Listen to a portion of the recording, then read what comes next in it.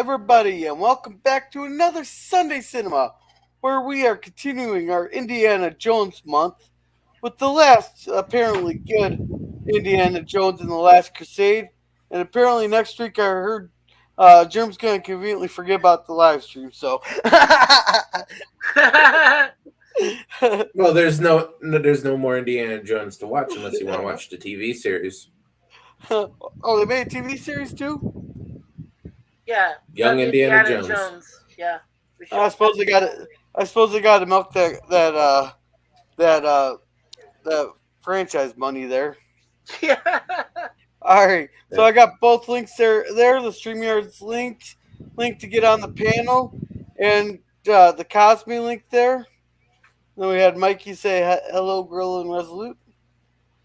All right, this is a link for Pop Culture's Gifts and Go. If you could please consider donating to help him get out of California into Arizona, where we know he'll have a place to stay and he can focus on focus on his health and stuff. Yep, getting better. And getting better. There, we're all pulling for you, Pop. And speaking of Pop, there he is. Hello, Pop Culture. Welcome.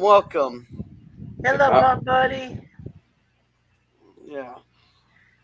So, and I'll also be if you send to the Gifts and Go, let me know in the chat, and I will do some shots for you.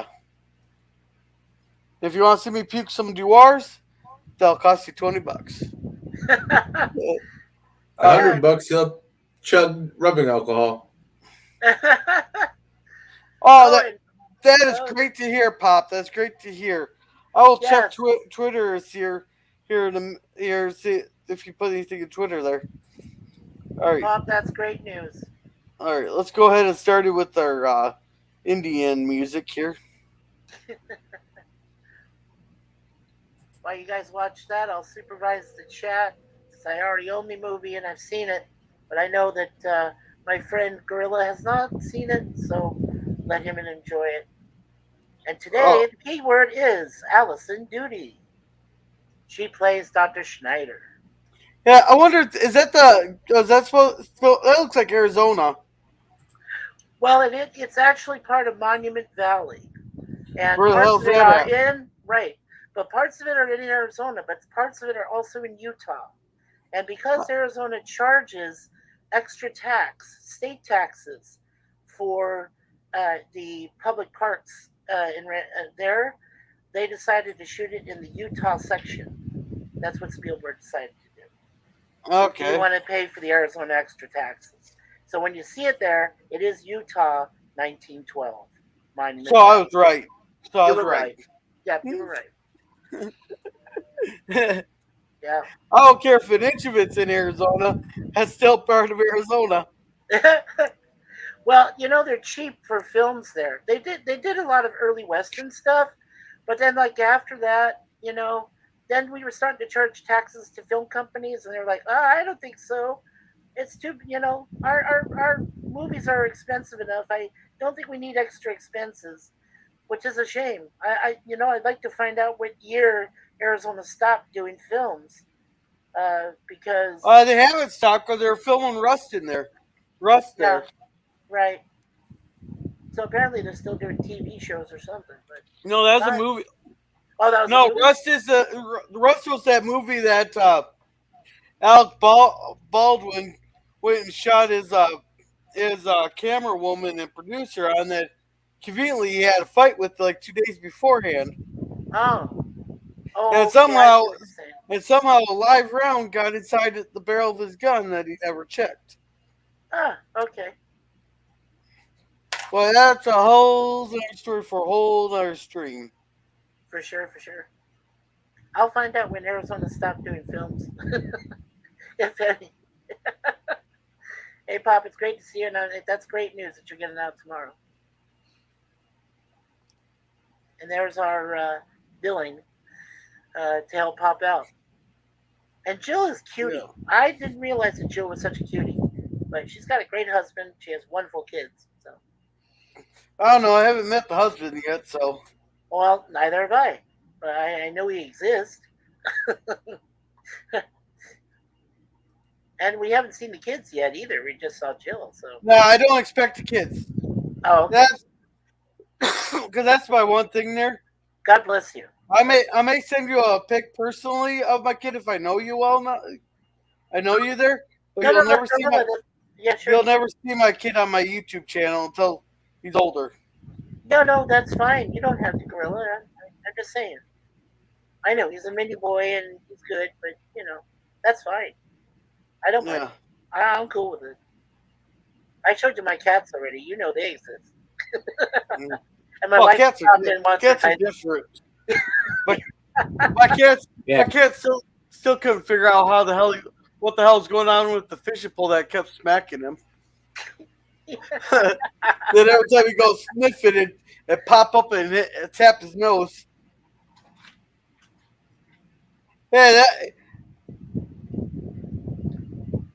Now Sir Sean Connery is in this one. Well, this was before he was Sir, but So how many years in hell do you serve for stealing that cross? How many years do you what? I didn't hear that. How many years do you serve in hell for stealing that cross? Oh, you mean for stealing the cup of Christ? I don't know. The cross that this cross. Oh, that cross? Oh, you mean the one of Coronado? Coronado's cross? I'm not sure. How long do you spend in hell?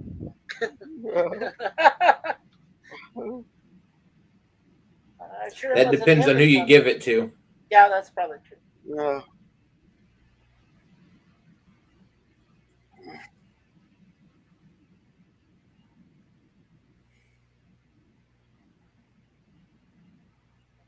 Yeah, I really did enjoy Connery in this scene. Well, as bad as that can be. It's a perfect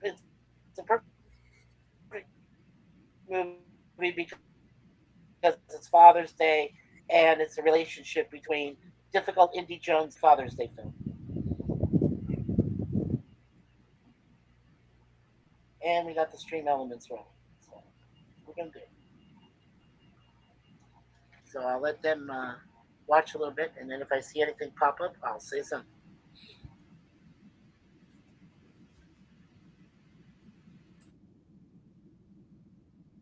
Which is faster, those old cars or the horse? Well, the car is easily.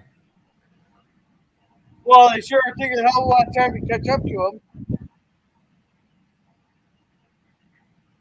Yeah, that's a very old train they had to find. Yep. Yeah. Well, they still use some trains like that. The cars are just. Well, yeah, that one. Those are easy to make. The one that they use here, the steam engine, it comes up from Northern California somewhere.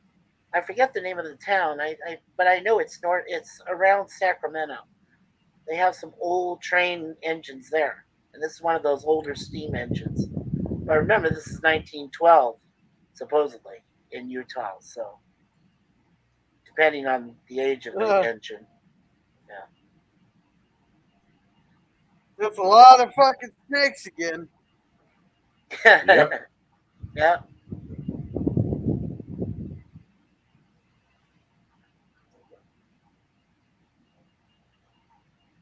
Yeah, looks like the chat's covered, so we're good. And Pop is watching with us.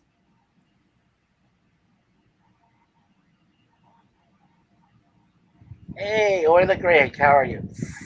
Hey, Euler, how's it going? Shh. Euler, you're gonna spoil the opening. Shh. I got both links up there for you. If you ever want to come up, you're on the welcome list. Yeah, you're welcome to come in, Euler, if you want to watch the Cosme link and become a part of the panel. Help us out with the chat here today. Hey, this source happens to be working pretty well today. Yeah, it's good.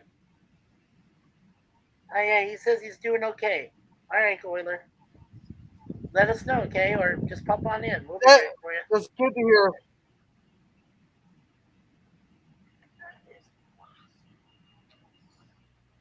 So this supposed to be like a young Indiana or what? Yeah, River Phoenix. Yeah, River Phoenix is playing the young Indiana Jones in this opening segment. he actually died. What was it? Yeah, in the Viper Room eventually. Well, I'm trying to remember what year this came out. I think it was a few years after this film came out that he died at a Okay. young age. Yeah, River Phoenix. Let me guess. Cocaine overdose. Yeah, good call. How did I guess? I don't know, man. They were young back then and died. Lots of drug overdoses back then in the early 90s. Hey, Pop Culture, welcoming Oiler Greg and Hello Pop. We're caught up again. Got a good crowd tonight. Hey, beautiful. Wait, they're helping him out? Yeah. Well, yeah, he's a kid. All he wants is the cross. That's all he wants. That lion was cool, though.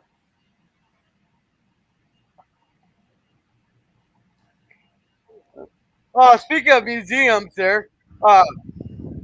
Hey, what sounds like it's British, but really isn't? What is A it? British museum.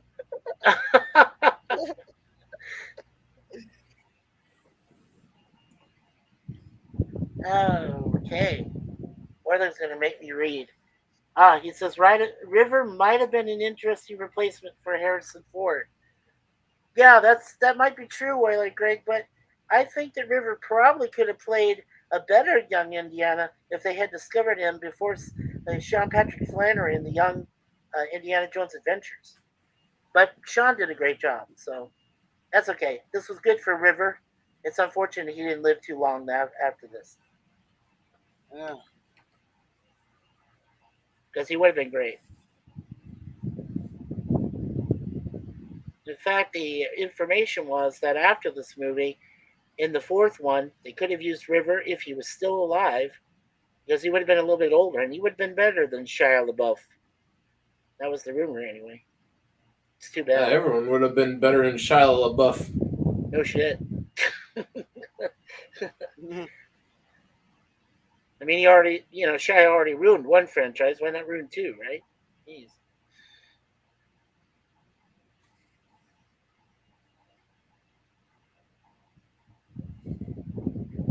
Hey, baby. No, don't play with my cord. No. My deja vu wanted to play with my cord there. I was like, no, please don't.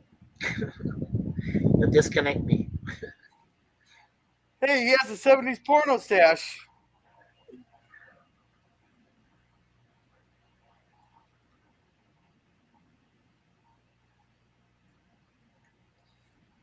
I thought that magic box was cool too at the end car.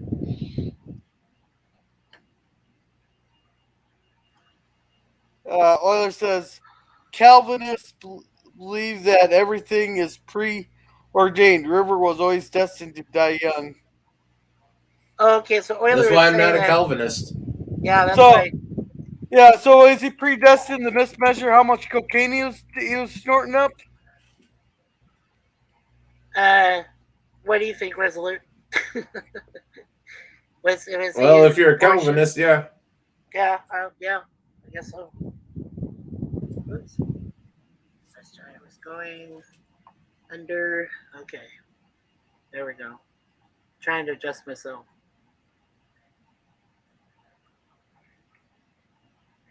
Hey, DJ B2. How are you? Welcome to the chat. Hey, welcome, DJ B2. DJ. He says my thing is Indy 5 shit. Well, No, this we don't is the know third that one. yet. This is the third one.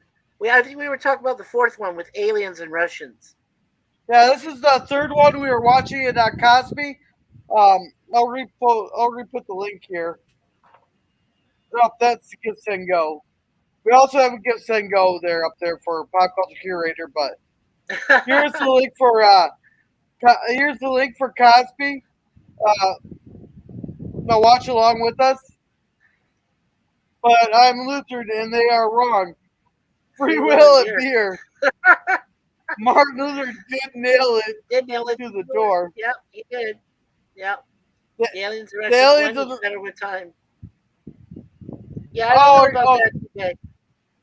Sorry. Yeah, we'll watch that one tomorrow or next Sunday. Next Sunday, yeah. Yes, he Yes, did. he did.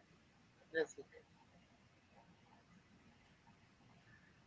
did. Euler agreed with DJ and said, "True, DJ." Well, yeah, we'll find out next Sunday. We'll still play it just to see how bad it still is. Yeah.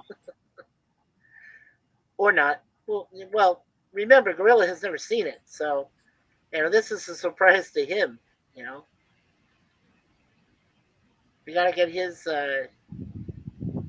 opinion on it when he's done. Oh, we got a nice explosion there. Oh yes, that's on the ship. Yeah.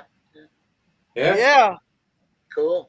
How nice of Indy to sink a ship and kill dozens of people just to get across. Yeah, but did you know that's the name of the ship? No, I did not. I could core something. Offhand. You'll see it as it's. Yeah, you'll see it as it's sinking. It sunk. Coronado, DJ, it said. The ship said Coronado. That's how he was able to find him. Yeah. And DJ says, depends on your point of reference, though. That's true. I keep an old refrigerator in case of emergency. Nuclear. Oh. Yeah, if there's a nuclear explosion, I just hope I'm in the heart of it. Hey, Euler, don't give it away on that fourth one, okay? Please? I'm sure he's seen a meme. Hey, spoilers don't bother me. Okay. Well, if it don't bother you, he's talking serious about a nuclear explosion for the next movie. Besides, Skrill will forget it by next week. I probably will. I'll probably forget it by the end of the movie. Especially once I get to see those titties he promised me. Yeah, before my phone died, at least I got Conti to sit there, or Naomi to sit there and groan at me. Oh boy! When they asked what was the name of that planet there in Star Trek V, and I said the Galactic Shithole. Yeah, I saw that. That was hilarious. Man, I had so much fun on that. Don't tell anyone about my refrigerator. That's all you root for me. Hey, make sure you have make sure you're sitting on a case of beer. Yeah. It'll buffer the blows when the refrigerator and you is the only thing that's flying through the air and lands on the ground. Yeah. Oh, Euler says I have no idea what you're talking about. Spoiler for what? Euler, you whatever. Yeah. He said it doesn't bother him, so you can spoil all you want. You know. Yeah, that's the one thing. Like, people complain about spoilers. Spoilers don't bother me. I'm gonna enjoy the movie whether I get a spoiler or not. Yeah.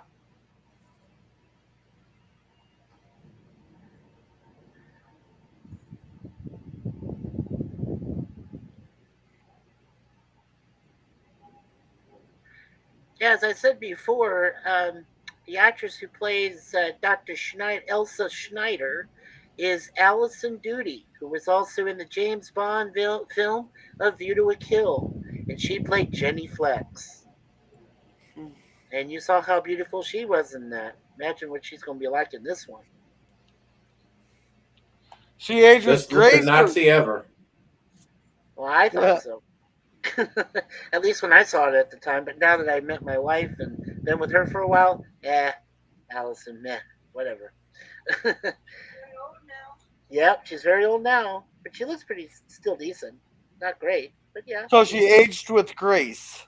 Aged with grace, yes. I guess you could say that. Stop building refrigerators. But this is 30 years ago before she aged at all. That's true. Yeah. And Euler says that. That's what Euler said. Oh boy. Actually, of View to a Kill, I actually remember Grace Jones being better Yeah. than the other two ladies. I don't even remember the name of the Asian chick that was in it that helped her out, but I do remember Allison's role as Jenny Flex. She's the one that helps Roger Moore's Bond out of the car. And then you had Patrick McNee as Sir Godfrey Tippett, who was also in the Avengers TV series on the BBC, as, of course, Steed, John Steed. Yeah, there we go.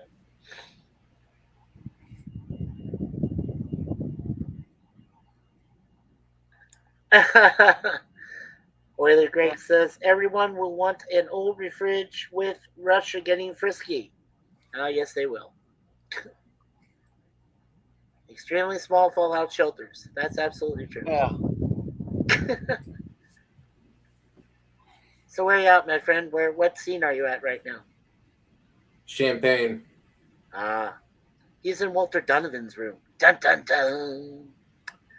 And the mission unfolds, or the plot thickens.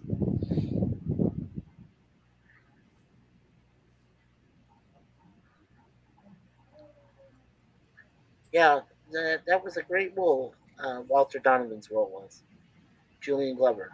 What a great actor he was. Yeah. So back when they actually wore tuxes. Yeah, actually, when they looked good.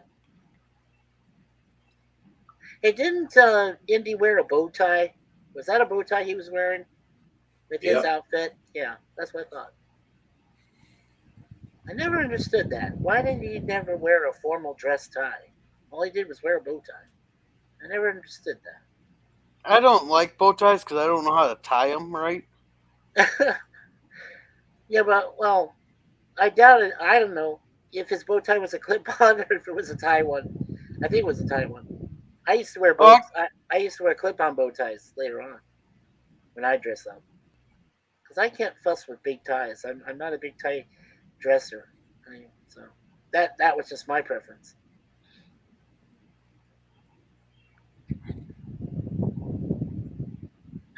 Oiler Greg says there's a land shark at my door. He says he's got a telegram for me. Should I let him in? That's your call, man. I'm not going to answer that one. That's a good beer. It is. That's really good beer. I like it. Yeah, it's decent. Oh shit! I left my beer out in the car. Damn it. Uh-oh. Better get some. Who sends telegrams? Only sending telegram people that I'm aware of. No, I got a question. What's a telegram? It's what they had before the strippergram. Yeah.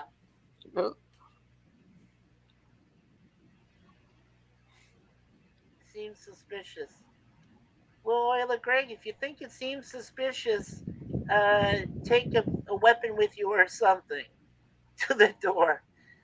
Hey, Oiler, you're Texas. Just go grab your 50 cal and have it ready at the door. Yeah, there you go.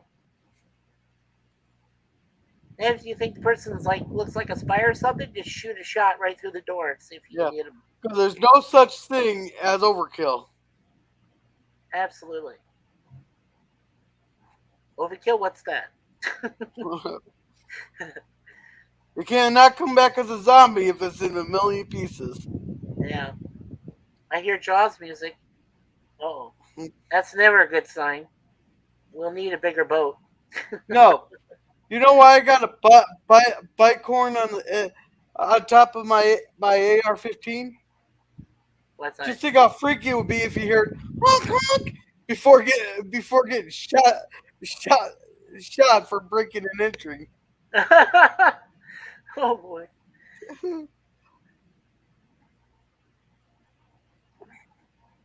Yeah, I heard you guys were dangerous. In the backwoods. We're not dangerous, we're just prepared. Oh, okay, you're prepared. Well, that makes sense. Hey, just remember, you guys will get invaded before us from the Ruskies because we're actually armed. Well, I don't think we're not gonna go down too easily. Yeah, we'll get overrun, but I don't think we'll fight. I mean, I'd fight. What are you guys Yeah, gonna do? but you Throw don't maple got syrup? guns. Hey, what are you Well, guys I gonna? can. Go What are ahead. you gonna do? Throw a maple syrup bottle at them? Oh, I'd never throw a maple syrup bottle. No, I wouldn't do that. Oh, Greg says, who sends telegrams? Oiler says, seems suspicious. I hear Jaws music at M1 Carbine. M1 Hey, carbine. oh, God, I'm going to hate to see the price of wood go in the next month or so. That's going to skyrocket. It is. Yeah. So will the price of maple syrup. Oh, yes, it will. Or is it pine that's burning up there? Or is it your maple trees also? I heard it was maple, pine, and birch trees that are burning up. So a lot of that's not good music or not good news, really. All the burning and everything. Was it like 11 million acres? Oh, I don't know. Have you heard that figure? I haven't heard that figure yet. That's the figure I heard today from my dad. Really, 11 million acres? Yeah, that's not good. Yeah. It's like hell freezes over.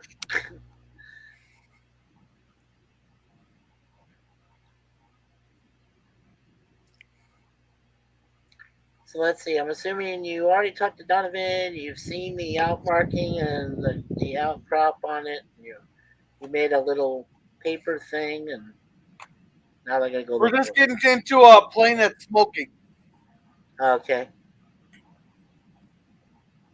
Now remember what he said to him. Donovan said, "Trust no one." Remember he said that to him from the car. So this is gonna be like Picard when he says trust no one, and then he goes and tells everybody, like he did in Picard. I don't know if that's Basically. true. Basically, I guess, yeah, you're right. Euler says Canada has a good military and a heavily armed neighbor. Well, yes, that's true, Canada, Euler. But they'll walk over us first, and then the United States will just, shoot them at the border. They'll have guns and everything there, and heavy artillery, and a few air missiles. That's if they want a land war. I doubt they want that. Too many casualties. No, that's the way the Russians like it. I guess. Yeah, they like to employ the Zach Brannigan method.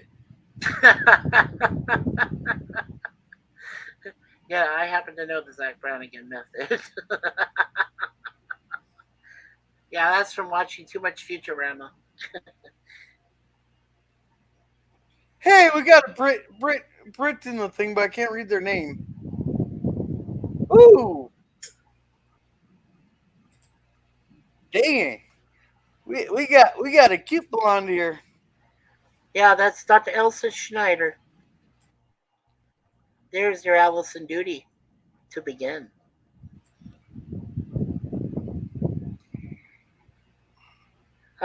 Euler says they won't even get close to Canada because of our Navy and Air Forces.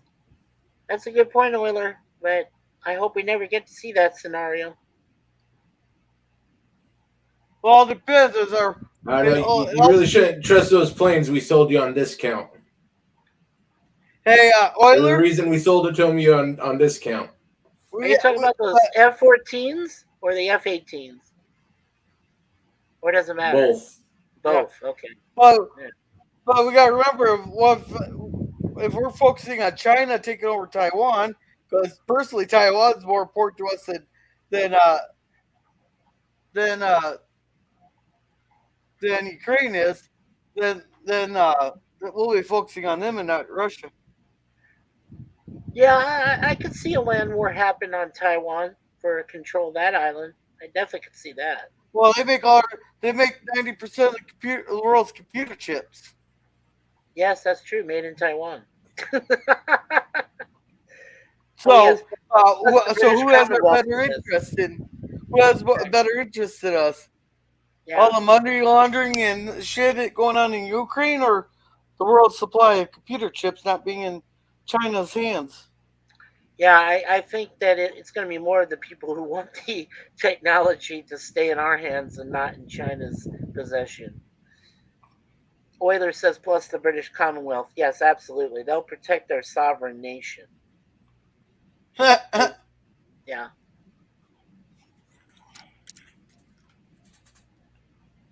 Have they gone to the library yet? There now. Okay. Or Russia's just getting rid of all their old shit and they're poor. Yeah. Testing new tactics. Yeah, we are declaring Russia and testing our weapons. Yeah. No, they could just be sending all their old shit and all their poor people there just to try new tactics and test out how good the West is getting. Yeah, we could be talking And about unfortunately, obsolete weapons. Yeah. Yeah, they're using the obsolete stuff, and they're not. They're actually trying to hold back because they want Ukraine not to be so uppity when they're conquered. But at this point, so much of the Ukrainian population isn't there anymore. They might as well just forget that. Yeah, it's pointless to defeat an enemy where you just don't have enough opposition and just nobody left in the country to fight you. Yeah. Yeah.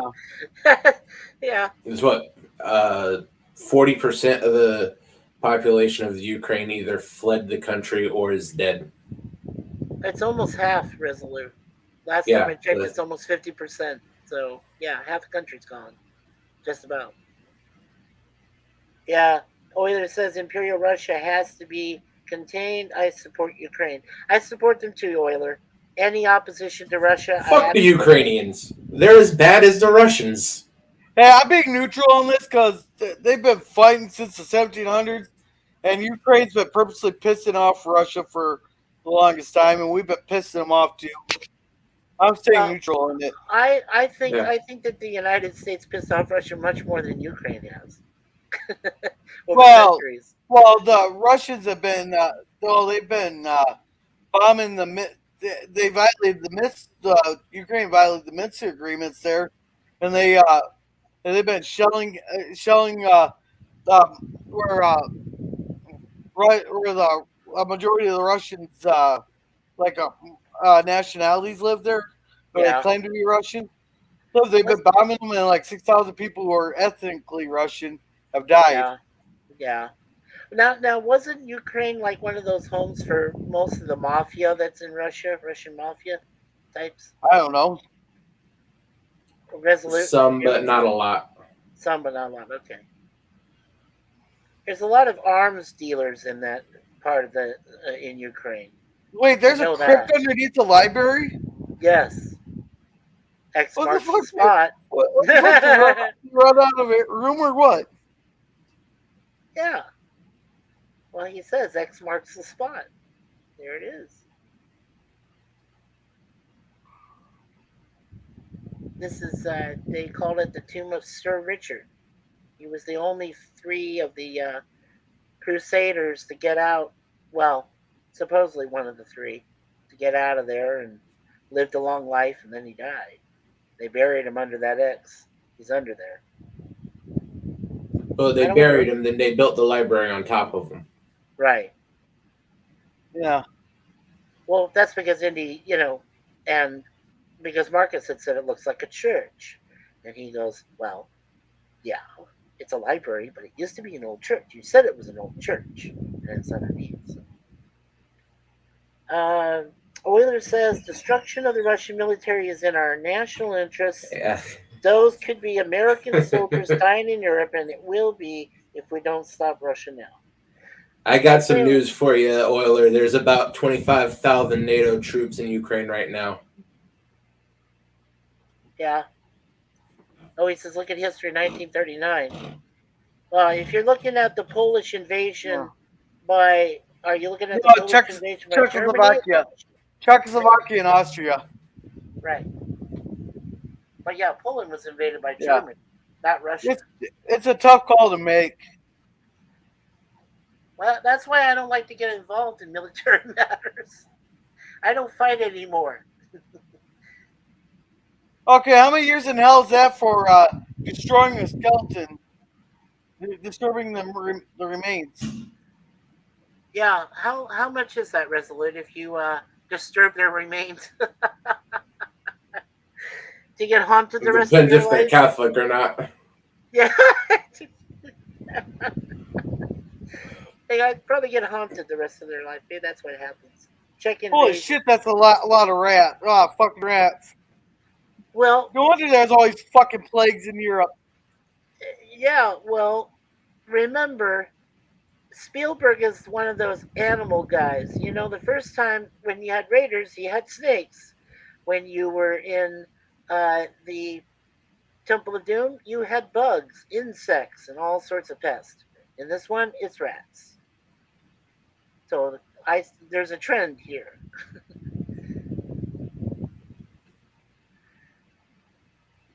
Yeah, Euler, the little war that could have ended Hitler in '39. Well, I don't know if that's true, but That was part of the same war. it was the same thing.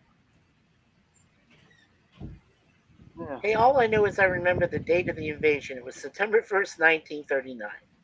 And that was the beginning. That's what I remember. After that, yeah.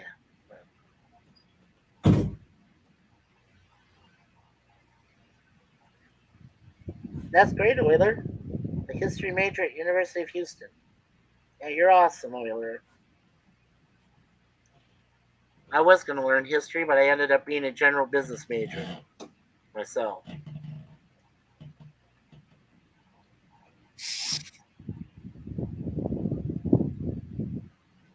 So you're still going through the rats? No, but they just They're walked just up. at the tomb. Right. Oh, okay. So here's another 50 years in hell for disturbing the tomb of some guy with a shield. Sir Richard. That's he's very important. So that's 100 years. Yeah, oh yeah.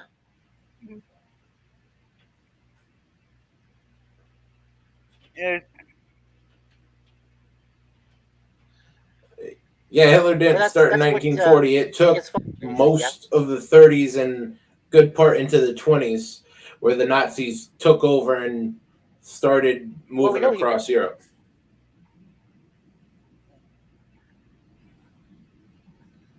Yeah, he moved across Czechoslovakia in 1935. About 5 years before, or 4 years before he invaded Poland. He annexed Czechoslovakia. Well, I became an oil field worker, but I know history. That's good to know, Euler. I'm not questioning your history or your facts. That's good to know. Wait, how is that water so flammable? It's petroleum. It's oil. Remember, Indy said he could make a fortune down there with all the oil that was down there. That's what I throwing Sir Richard underneath into the oil there. That's 200 years right there.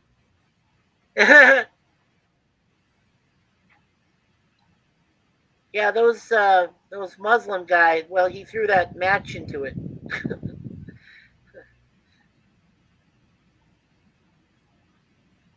Yeah, Euler says we are nipping the problem. God, I would hate to do this scene. I would hate to do this scene. Oh, I think it'd be cool. Lots of flames going on in the background. Rats dying. Urine, petroleum. Oh, excuse me, oil. And poor Allison's getting all those fake rats going all through her hair and stuff. She's freaking out. She has a great scream in this film. Couple, actually. I understand that opinion, Euler Greg, but it's not a function of understanding history. It's a function of understanding international tactics. Yeah.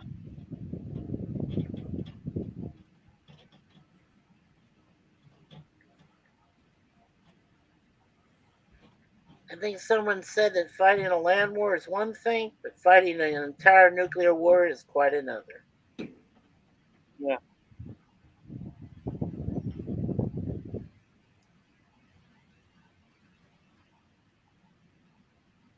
Well, let's make sure to wear the hats so they know who we are. Euler, I'm afraid that war's already started. As I said, thousands of NATO already in Ukraine. NATO's the one fighting it. They just have Ukrainian patches on. Yeah, NATO sent over advisors, Greg. Quote unquote advisors. Yes. Those advisors happen to be Navy SEALs, British Special Forces. Yeah. And a few Canadians. Half the Marine Corps at this point. Yeah, and Navy SEALs, right? We said that. Cannot allow nuclear blackmail. You are incorrect, sir. Hey, Greg. Sorry.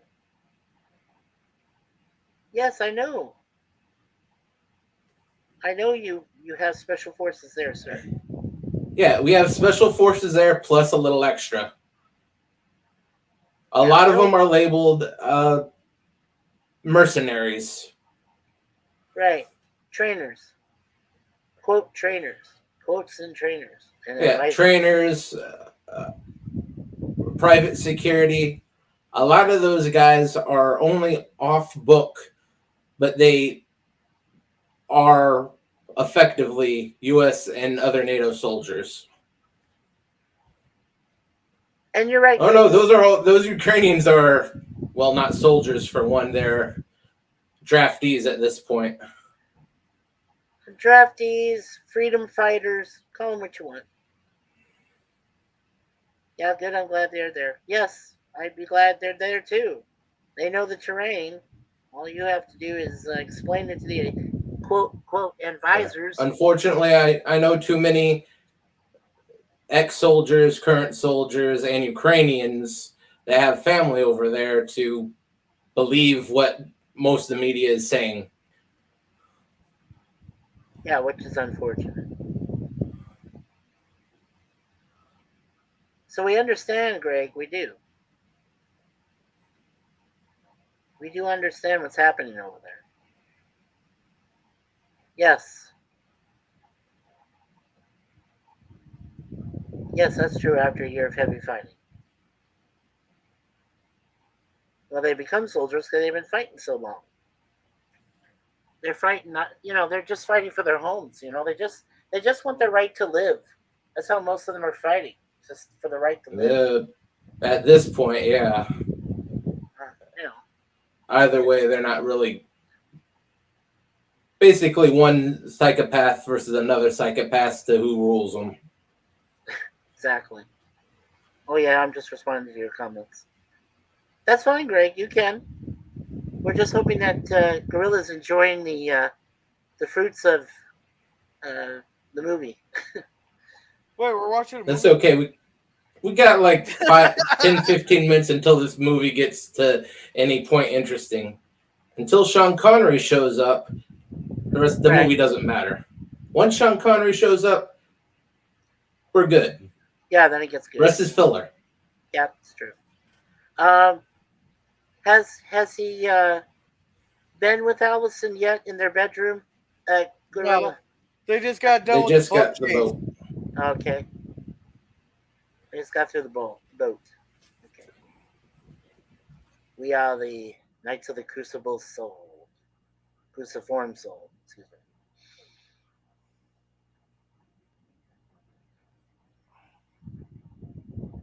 me. And his name is Nassim in this one. The guy that they let live.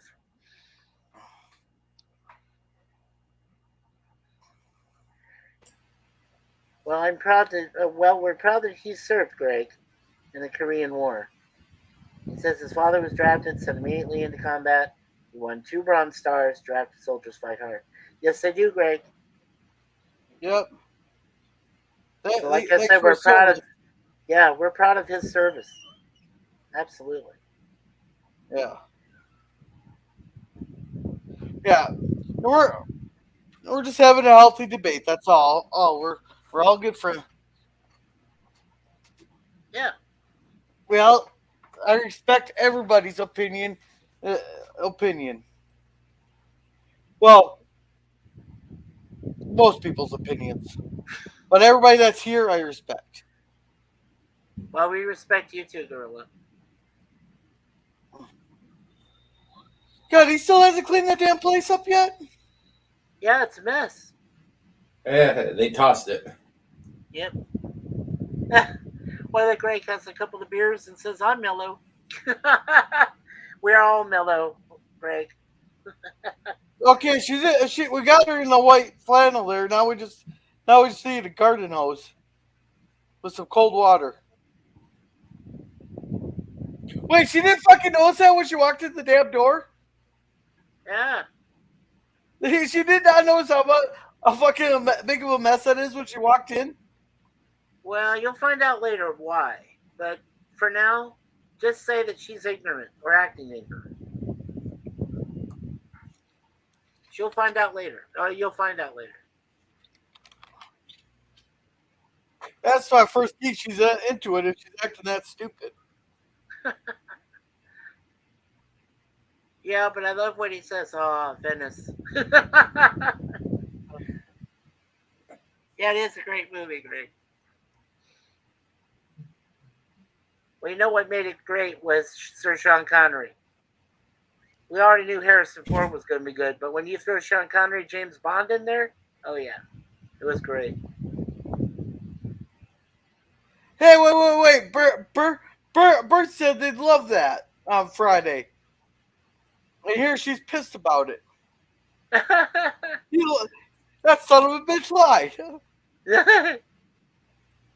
Now she's give her a minute. Give her a minute.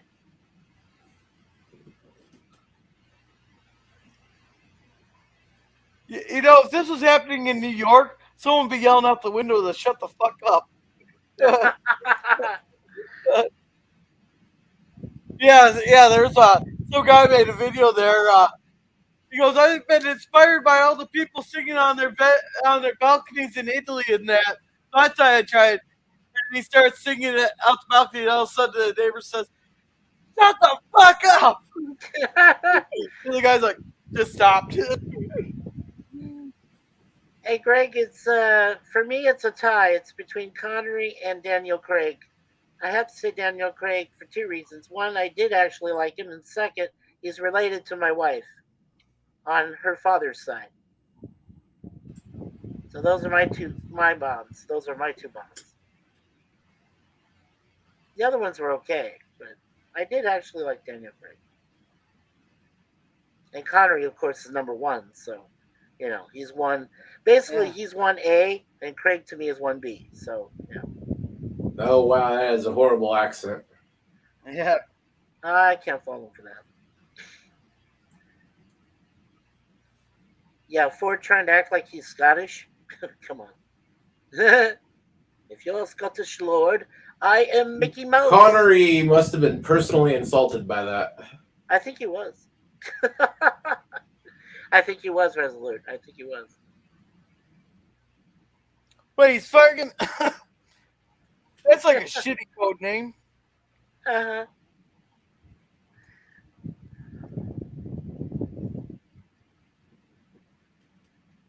Yes, really great. Alpha and Omega. Interesting choices. Yeah, I got that reference. Yeah, I haven't watched any of the Bond movies yet. Yeah, that'll be fun. Maybe starting the first week of January, we'll just start doing every Bond. I think you should. That'd be good, Resolute. If you've never seen Bond, you should definitely start with Dr. No and just go straight through. Yeah, just go straight through. 2024 could be the year of Bond. There you go. Like Kirk, I prefer the original. Yeah, or if we get bored, we can change it to the year of bondage. Ha! You'll have to change websites for that. Yeah, you will. What, Cosby won't let me have that? No. No. All right, I'll be right back. Yeah, when you think of bondage, he's probably thinking of Barbarella. Cosby won't let him do that for sure. Oh, man.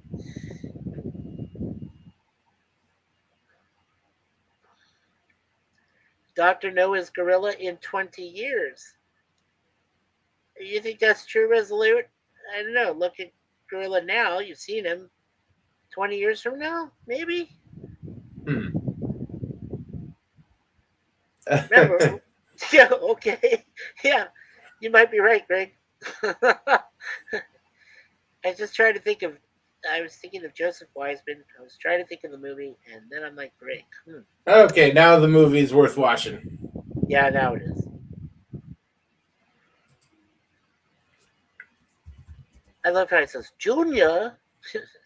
Yes, sir.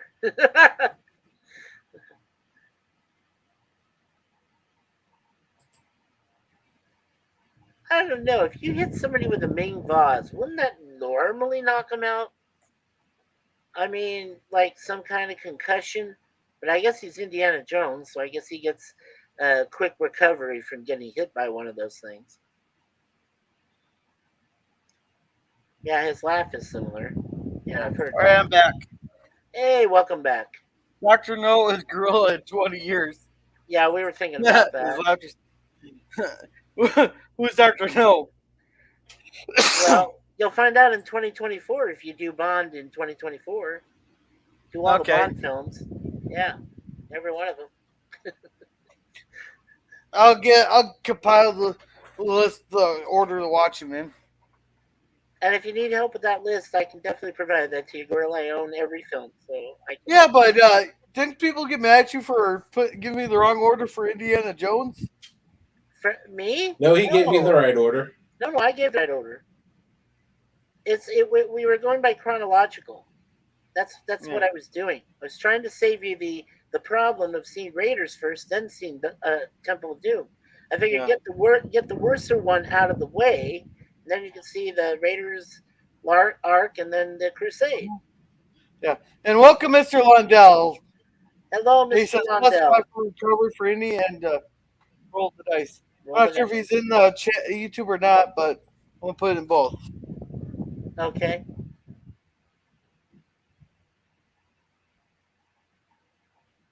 Hey, is this source working well for you guys? Working pretty well, yeah. Yeah, it's working fine. A lot better than normal. I'm gonna use this one here more often. Yeah, it's working fine for me. I'm knocking on wood just in case. I don't want to have any bad luck here. I have a wooden desk. I can do that.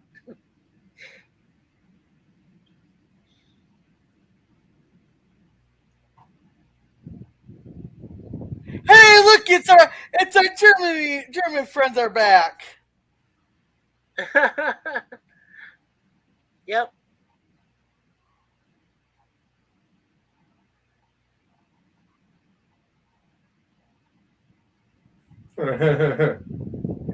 And this is where he says, "Don't trust her." Right? What? Not yet. Oh, okay. Sorry. Don't want to go advance on myself. Jesus. That tells you I've seen the movie too many times.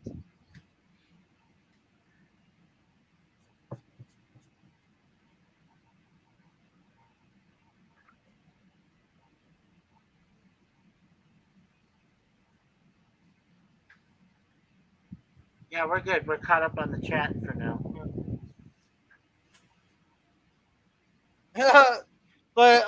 like they have nobody outside that can hear that.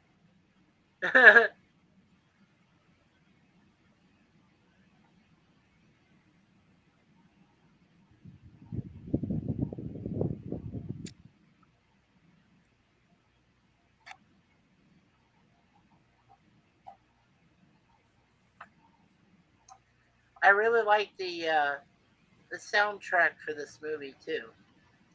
I think that it was John Williams, right, that did the music. I think that he does a really wonderful job with the way he plays flutes for like highfalutin moments and other So great music for this film.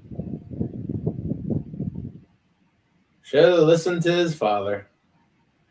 Uh-huh. Yeah, but who listens to their father? Yeah, but you realize that Elsa has slept with both Joneses now.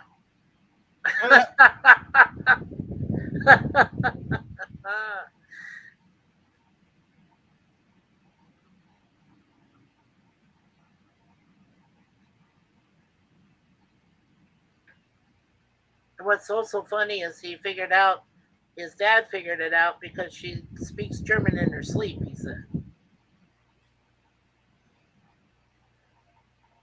So she gave herself away.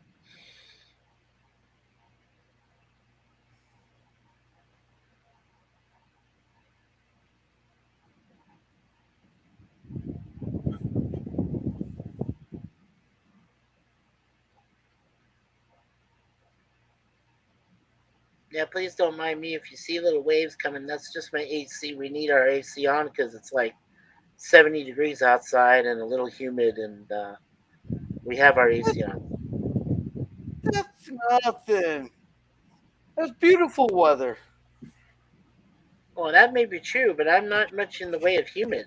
Hey, what's up, PvP? BVP. Hey guys, oh, just a Hey, second. PvP. I gotta turn my.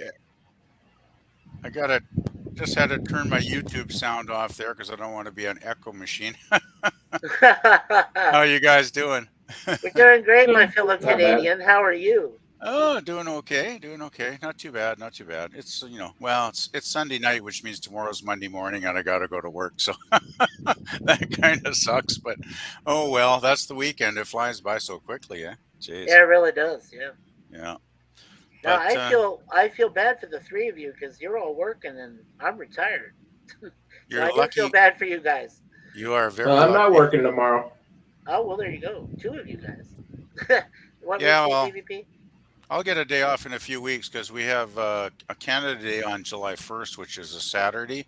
Yeah. So to make up for the stat, we get that Monday the 3rd off. So we get a short week that week. So that's good. Yeah, that's when I'm doing my next live stream. PvP is on July 1st. Mikey, I can't hear you, man. Oh, I'm sorry. Can you hear There's me a now? bunch of loud. There must be a loud scene in the movie. Oh, I turned it up a little bit. oh okay. Oh well, You turned it that's up. okay. I actually was going to mention that the sound was a bit low when I You started can turn listening it a up little on the while ago. Cosby end. You can turn it up on the Cosby end. You're probably at half volume on Cosby. Yeah, I don't know. It got louder all of a sudden. I got my Cosby volume off because I'm hosting. Yeah, I just put Cosme on and leave it at the full setting, right, where it's just the regular full volume. So Okay. that usually seems to work okay. I don't know. Yeah, but I mean, you can still hear me, right, PvP? Yeah, I can hear you better now. Yeah. Oh, okay. I Awesome. think that was just a really loud crowd scene or something a minute ago. So anyway, what were you saying, Mikey?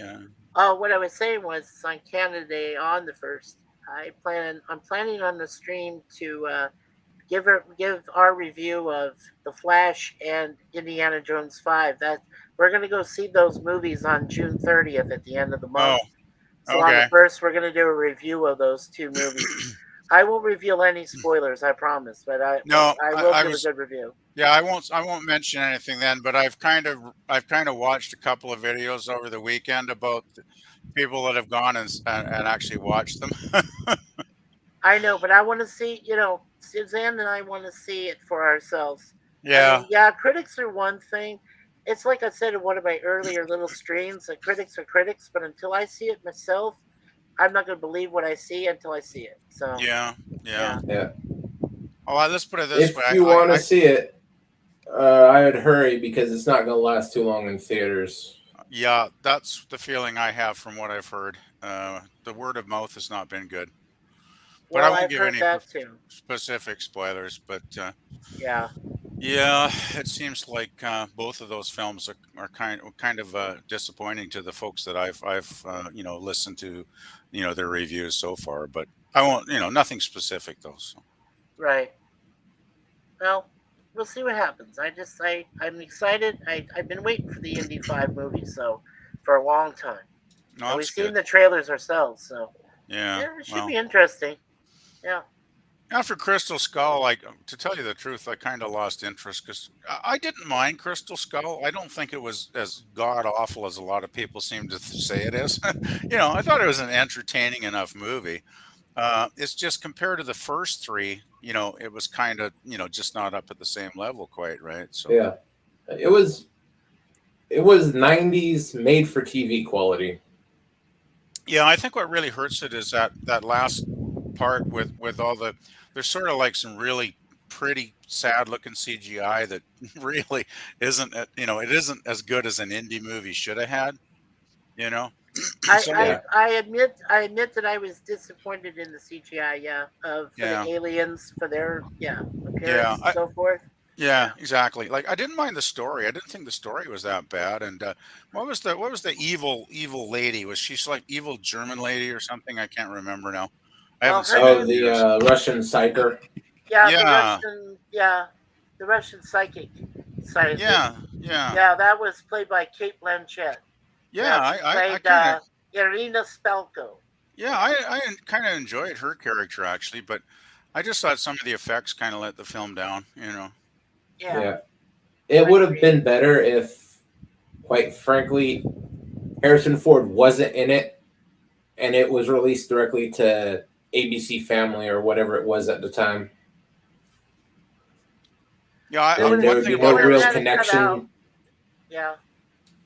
But if they had gone to ABC Family, they would have had to cut out a lot of stuff, though, which would have been a shame. So. You know what I don't get about Harrison Ford? He was going to start his damn coat on fire. Uh-oh. I better go back to Cosme. I'm on the chat here. Let me go back. That's all right. Oh, he just screwed up. So this is the second film, right? This is no, this is the third one. Oh, this is the third one. Oh, great. Okay. Yeah. Okay. It says James Bond as his dad. If you want to go Okay, great. The original James Bond. I actually think this is next to the first film, which is my absolute favorite, because I think the Raiders is an all-time classic. But after Raiders, I'd put this one in second place because I think this is a really good film too. I would too. Because I really like Sean Connery in this as well, right? Like, I think he's pretty awesome in this movie. Oh, he's great in this. Yeah, he's wonderful in this. You know what? What I was really disappointed in is now when they do Indy 5, the last person to survive from everybody in these films is Sallah, played by John Rhys Davies.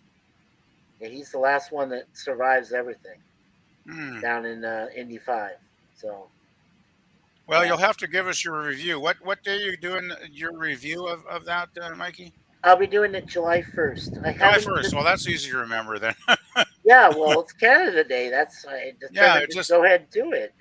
Just post a time on your channel a few days ahead, and I'll probably be checking it out for sure. Yeah, I want you to be there because I want all of you guys to be there so we can all do that'd be a fun. Cool panel and give our views and our opinions on it. Of course, I won't have seen it by then because I'm not paying money to see it in the theater. I gotta say, gotta draw the line. No. PvP, that's fine. No, I'm saying when I give reviews, I don't like to give spoilers away. I don't want to do that because I know a lot of people haven't seen it yet. And I want to give some people an opportunity, even if there are some critics who say, well, it's a piece of crap and nobody wants to see it. I'm like, okay, well, that's fine. But there are people that do. I mean, to give it a shot. Oh, yeah. I want to be fair to people and say, hey, look, go take a look at it. See what you think. Yeah, for sure. Yeah, well, the thing is, there's lots of other channels that are already spoiling everything anyway, right? No cap. Yeah, no crap. Like, just to get views, I guess. Oh, of course. Yeah, some of them think that they got sneaky technology where they can sneak into a film and see it, and maybe that's true. But I don't like those kind of people because it's like, well, yeah, why did you go in there with a secret camera just to film it so you could? I'm having a little hard time. Maybe you want to wait till a quieter scene, Mike. The movie's drowning you out again. Oh, sorry. Yeah. No, that's not your fault. Fireplace thing. It's just the movie's so loud when the music comes up, right? Yeah. Oh, here's a good. Now I can hear you. I can hear you now. Go for it. Oh, okay, cool. Pop Culture says, I would never give money to Disney, pedos, and child groomers. Yes, that's true, Pop. I wouldn't do that myself. Oh, hi, I would not do that. Nice to see you, Pop. Glad you're in the chat. Yeah, PvP. Pop is getting out of the hospital tomorrow, he said. Is he? Yeah. Excellent. Wow, that's a lot quicker than I thought might happen. Wow. Yeah. That's why I'm watching it on the certain sources I am. Well, that's nice, Ann. Pop will be back at home for the Lost in Space stream tomorrow night. Yeah, I'm looking forward to that. Yeah, me too. I just actually watched the episode about an hour ago. It's a pretty weird one this week, I gotta say. Yeah, Pop says if you go see that movie, you're giving money to Disney. Well, depending on which film it is, Pop, I don't reluctantly give money to Disney, but I'm sorry. I know they bought out Lucasfilm, which is unfortunate. Yeah.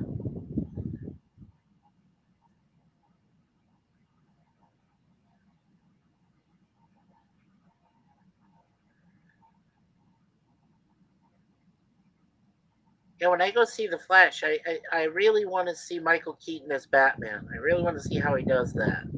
Yeah. That's going to be pretty cool, I think. And as for Indy 5, I really do want to see how Harrison Ford finishes it out. But I swear, if he finishes it in style, and yet they decide to go with a female Indy after him, no. I think finishing it in style or any type of dignity is sailed by now. Probably. He just ran a stop sign. Well, yeah. That's okay. It's a Third Reich stop sign. Yeah.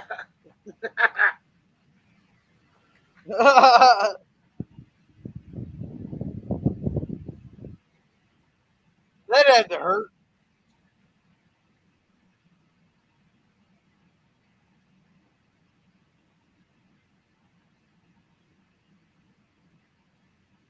And technically, it wasn't really a German stop sign, more of a border crossing barrier.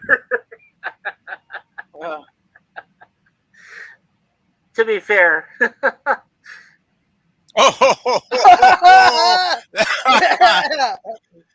I would love to see how they did that without hurting the driver. Yeah, that was a great moment. Wow. I would love to see how they did that without them hurting them. That's when the motorcycle went up in the air, right? After you threw the thing into it. Yeah, well, called a sandbag. They survived it. Well, I guess that's what stuntmen get paid to do, right? Is to risk their lives doing that crazy shit. And I mean, there's probably some creative editing happening too, right? So, Yeah. Well, it's essentially a sandbag being flipped. Yeah, they probably cut it and got the guy off the motorcycle and flipped it with wires or something. Oh yeah, they can do all kinds of tricky I'm stuff, sure. Right? Right. Well, for what I understand about the scene, they had to slow it down. The motorcycle had to be going at a slower speed, and then when they're ready, they had those little what they call the squib bombs that go off at certain points, and then lift the guy off with the cables and stuff. But they hide the cable. It's filament, it's filament wire. It blends in when you in post production when you take it out of post production. If there is anything noticeable, they can probably take it out in post production anyway with all the trickery. I mean, by the time this film was made, they had a lot of computer stuff happening, right? So they could have probably taken it out. Well, yeah. Well, for the time, I mean, we're talking late '80s here. So. Yeah, well, I guess they were using computer stuff by then, though, right? To alter things. Yeah, for at least 10 years. At least. Yeah, you can alter a lot of things out, especially if you, like I said, if you're using special filament wire, which blends in with your background and your matte, stuff that you're using, your matte photography. Well, Hollywood's been doing, camera trickery for like over 100 years now, right? I mean, you'll even look back at some of those silent movies, and my goodness, some of the stuff they pulled off is quite amazing even to this day when you watch it, right? Yeah, well, the first movie that won an Oscar was a movie called Wings in 1927. Yeah. By Yeah. the year we reach 2027, it'll be 100 years with the Academy Award. Hey, we get the little mustache man. Yeah. We get Uncle Adolf. Oh boy. And he So signs what year is retiring. this?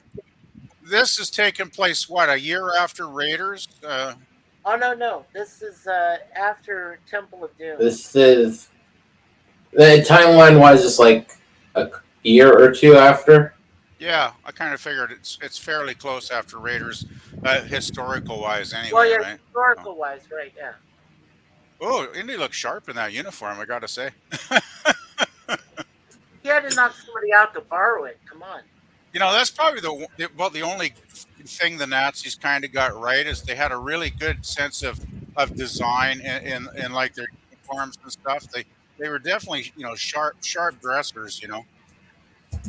Well, Much less drab than us Allied guys. And their uniforms, yeah. Well, officers' uniforms. Yeah. That's why it was so easy for Army snipers to pick them off, because they could tell which ones were the Germans. Well, that's a good point. Well, that's why they changed their uniforms during World War One, because like the French especially was pretty bad. They kept getting sniped because they made it obvious who the generals were. Okay, it's 2 years later. Okay. Raiders is in 36. This one is in 38. 38. Yeah, okay, I figured the timeline was pretty close to the first movie. Yeah, makes sense. Yeah, which is ironic because, you know, like Resolute and I said earlier, when they first invaded Poland, it was September 1st of 1939. So you're saying this movie is happening just before the Germans began their invasion in World War II. So, yeah. Yeah, well, the thing is, I think a lot of folks maybe, you know, forget, or they never even, you know, learned about how Hitler came into power a number of years before the war actually started, right, with the invasion of Poland. Yeah. So, you know, that's just what was happening in continental Europe. Yeah, exactly. There was stuff happening all throughout the colonies long before. Yeah. So the evil was actually, you know, forming years before the war actually, you know, became an official thing, right? So. Yeah. Well, most people forget that Hitler actually did serve in the First World War, and then he ended up in jail. Hitler actually was just like a lowly soldier in World War I, right? Yes, he was. Yeah. I think he was probably in the trenches or something back then, and I think that's part of what formed his character and what made him such a bitter, angry man was, you know, what he went through in World War I, and then of course when they signed the peace treaty. And you know, I gotta say, Germany really did get a bad deal, you know, from the Western, you know, the Allied nations that were against, you know, fighting against Germany in World War I. Because, I mean, look what happened with German economy. You know, it tanked so bad. It was kind of the perfect soil for, you know, to grow, you know, a dictatorship, right? So. Well, and don't forget that also that Mussolini decided to join Hitler too, and then you had, you know, the Emperor of Japan joined him. So that was their tripartite pact. Yeah, the Axis powers. The Axis powers, yeah. Yeah.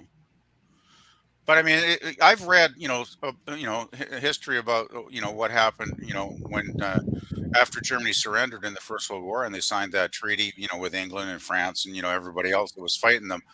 Treaty of Versailles. Treaty of Versailles. That's it. Yeah, thank you. Yeah. And man, I mean, Germany really got screwed. I mean, I got to say, they really, you know, I mean, their economy just didn't have a prayer, right, after they signed that and I mean, I remember, you know, reading about how, you know, you had to take a wheelbarrow of money to buy a loaf of bread or some kind of crazy shit. Like, it's no wonder people were ready to follow any leader that would take them out of that misery, no matter how evil that guy was, right? And that. Well, you had to take them out of the poverty, right? Yeah, exactly. Well, I mean, look at inflation now. It's kind of, you know, history does repeat itself to a certain extent, though our inflation is not nearly anywhere close to that. But it's like, you know, prices have gone up a lot in the last year here, and I can understand if you had to, wheelbarrow money to buy a loaf of bread, you get pretty fed up after a while. I think you would, yeah. Yeah. Well, and you know what's ironic is that I found out that one of my relatives, our last name is Fournier, and I found out at the Treaty of Fournier, yeah, and I found out at the Treaty of Versailles that one of the Fourniers worked actually on the railroad. So where they signed the treaty, there was in a train. He actually was working as one of the assistants maintaining the tracks and everything. You might want to repeat that later. Yeah, I'm having a hard time hearing you again with all the action going on in the film here. Yeah, we're at the blimp scene. He just threw the guy out the window. Oh, jeez. No ticket, he says. Yeah, Pop says they didn't get screwed. They shouldn't have attacked and murdered so many people. Well, yes, yeah. I agree with that. I'm not arguing that. I mean, obviously, they Germany did horrible shit, but a lot of the civilians weren't. Everyone did horrible shit in the First World War. Yeah, but the civilians, German civilians were just trying to survive. They weren't out there murdering anybody, right? And they're the ones that had to suffer and pay for all the nasty stuff that the military did, right? So, it's easy to say that, but I have to say I disagree somewhat because, and besides, retribution rarely works out well. If one side does something bad and the other side does something bad back, it usually just leads to more bad stuff. So, and it did to World War II, right? So, well, yeah, I mean, the German people this is my opinion, the German people as a whole needed someone to give them a nationalistic feel, and to them they thought, well, Hitler's is uniting the country in his own way. So how are they supposed to know this man was twisted? Well, they wanted to blindly, They didn't really have. Yeah. Twisted and fucked up were their only choices. So they blindly followed the man. No, it wasn't like the previous regime, that came out of the First World War were great either, right? I mean, the leaders, that were in power before Hitler took over, they weren't exactly, great leaders either. So it was like a choice between. Yeah, it was like a choice between something bad and something worse, right? They were basically done for, and their choices were basically the Nazi Party and the Communist Party, which were being backed by the Russians. Yeah.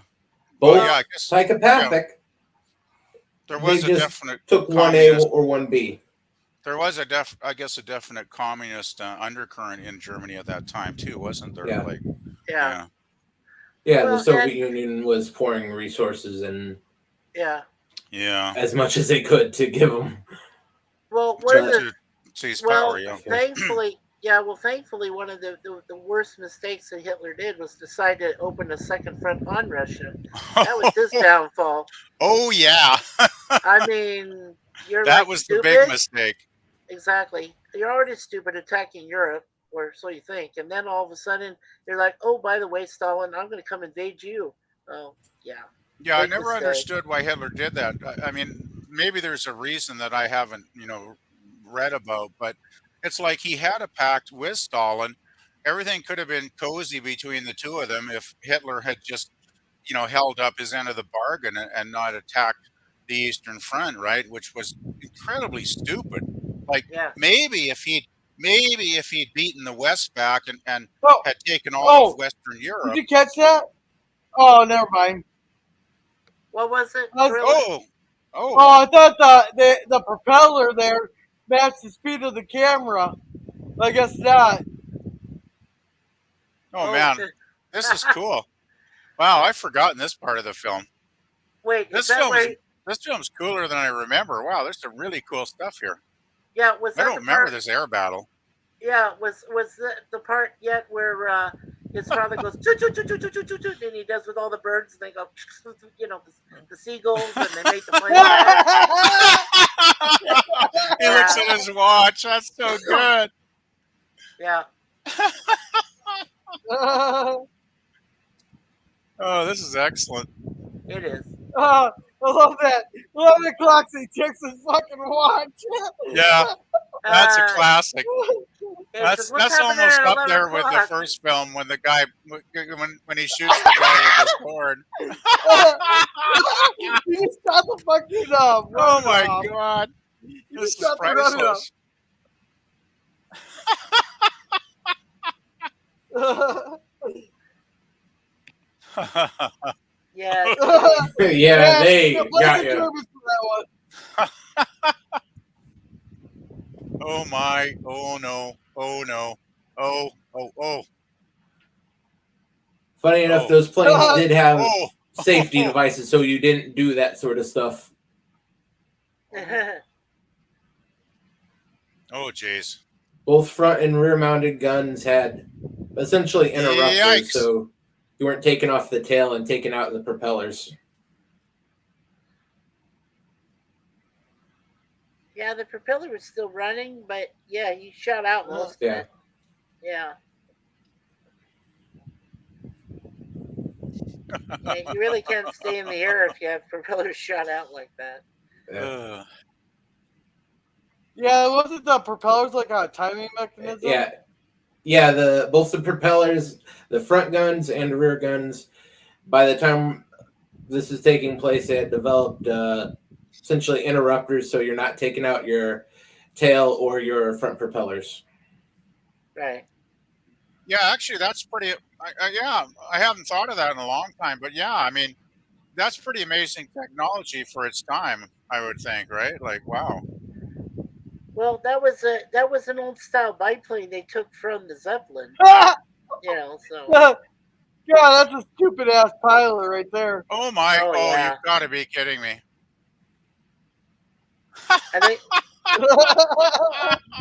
Are they going through the tunnel? Is that the tunnel right now? Oh man, yeah, that's insane. Wow.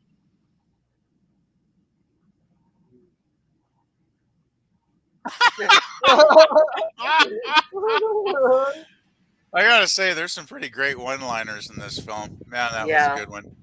There's a great one-liner he does when he goes choo choo choo choo choo choo with the seagulls. Wait till you see that.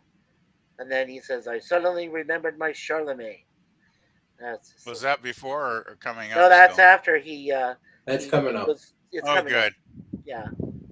I haven't seen this film in so long. It's like seeing it for the first time again. Really, that's all right, I don't remember. I've seen it. So well, I just told you I own the entire set so far. Oh, that's good. I've probably only seen this film maybe 3 times before, so yeah, I haven't seen it a lot of times. Yeah, I love watching these every once in a while. What the fuck? There we go.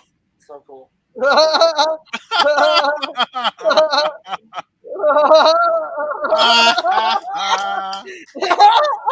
Awesome. Ooh. Hey, look us in the chat. Daniel's Hot Topics. Hey, buddy, Daniel, how are you? Yeah, this was Daniel, how's it going? Hi, Daniel. Yeah, we just got to the. Yeah, thank you, Daniel. We just got to the part with the seagulls. I'll put the Cosby link in here for you so you can watch them. Yeah, that was so excellent. Funny with Connery. Yeah, Connery's great. Yeah, Dan Connery was such an awesome actor. I suddenly remembered my Charlemagne and the birds of the air and the trees. One of the few times an umbrella was used as a deadly weapon in a film. It was. just a great weapon. Well, actually, it's kind of funny, that actually Jill and I watched an Avengers episode earlier today, and of course John Steed has his umbrella, which he uses as a weapon. So. Oh, of course. But I like the umbrella that James Bond used for a weapon. I thought that was cool. Oh, what film was that? Was that in a particular film? I forget that one. It was. I don't remember exactly right offhand, but I can always look it up. I can always find. Oh, there's been so many Bond films. It's like, geez, I can't probably 25. remember half of them. If you're official, it's 25, but if you include Never Say Never Again, it's 26. Yeah. So there have been 26 Bonds. Yeah. Let's see. Daniel says, so worried the Flash is still bombing. This is terrible news for a sequel. I hope they don't do a hard reboot and throw out the multiverse along with it. I hope not either, Daniel, but please don't reveal too much because I still haven't seen it, and I'm going to see it at the end of the month. Yeah, try not to do too many spoilers. The only spoiler I'll give you is opening weekend. It did 139 million, I believe it was, worldwide. Is that bad numbers, or is that still good numbers? That's horrific numbers. With the current rate of inflation, that's about 13 people. Well, the thing is, how much did the film cost to produce? That's the key, right? Right, that's the key number. A minimum of 250 million.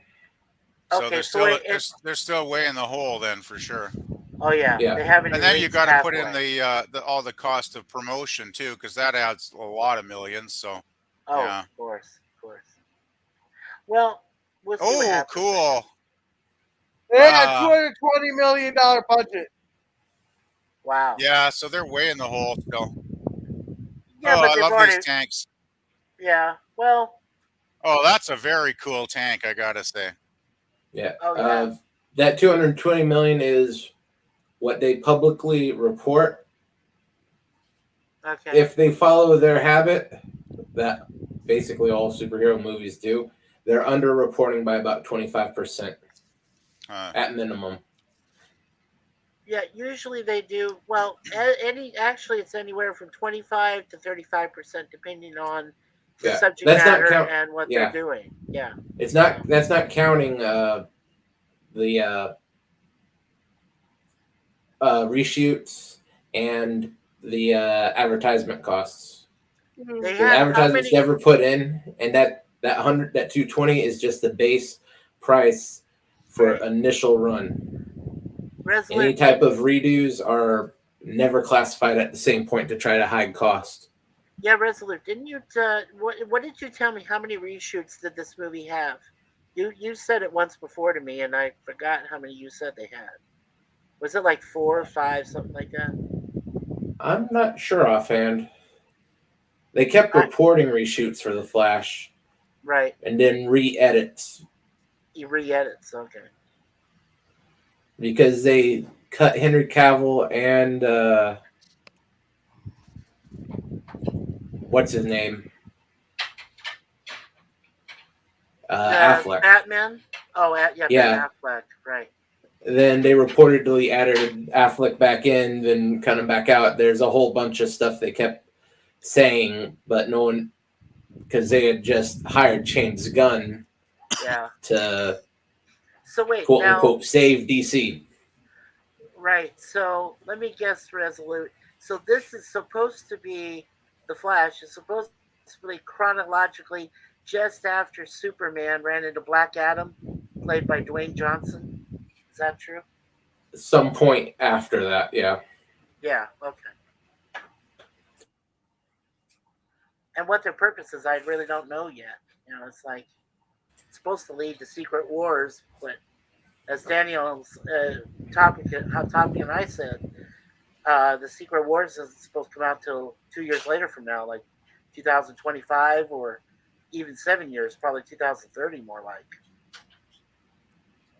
Yeah, they just have it on a schedule. They don't have scripts or anything like that. Oh yeah, they have nothing planned. It just goes by what they're trying. Yeah. So.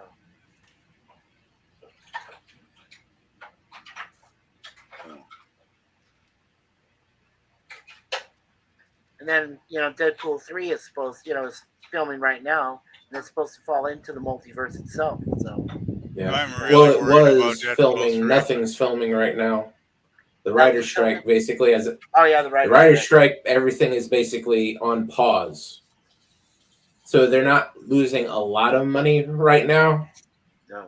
But there's nothing to generate income going on. Right.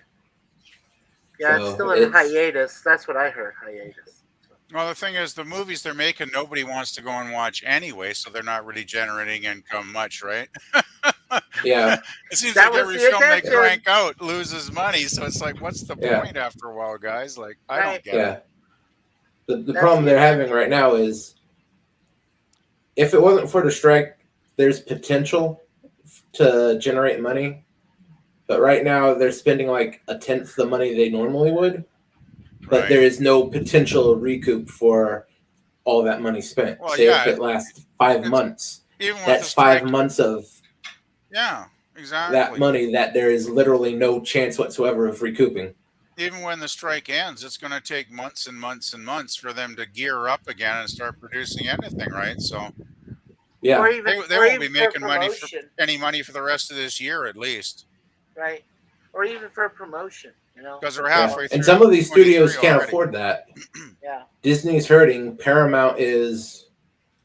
Well, Paramount is, once they figure out that they've been floating the books for a year and a half, some very bad things are going to happen to them.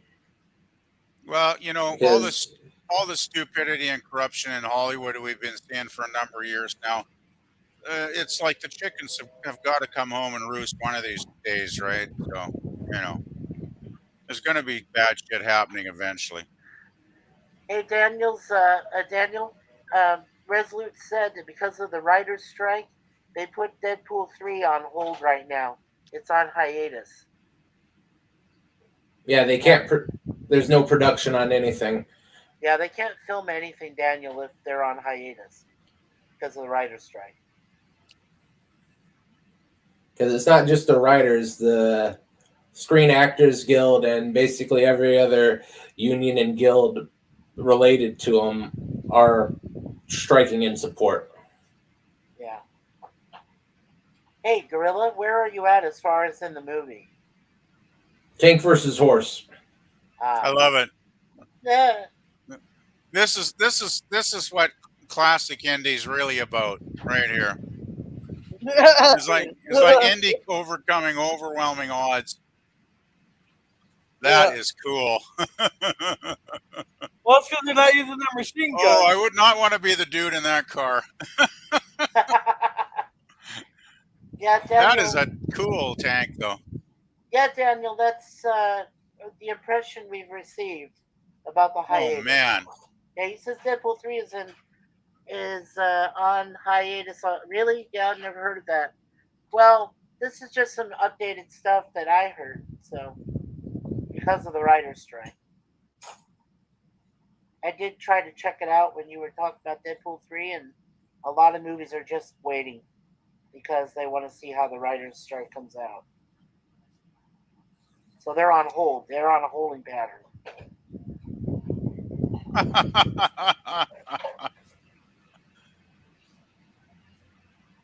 It's a good thing Indy found the perfect size rock to jam in the gun there.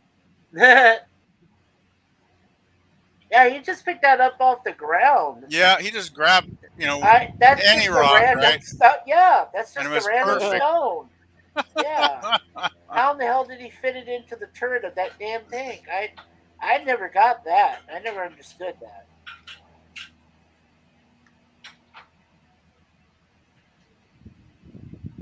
Absolutely, Daniel. Maybe a little break can do the movies good. Yeah, well, hopefully. That'd be a miracle at this point. Yeah, it'd be best case scenario, actually, if it does it well.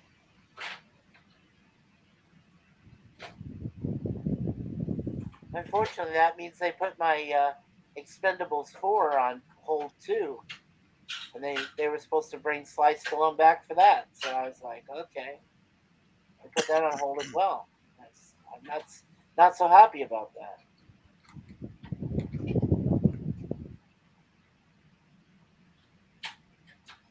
That's probably made it into post by now. Oh, I hope so.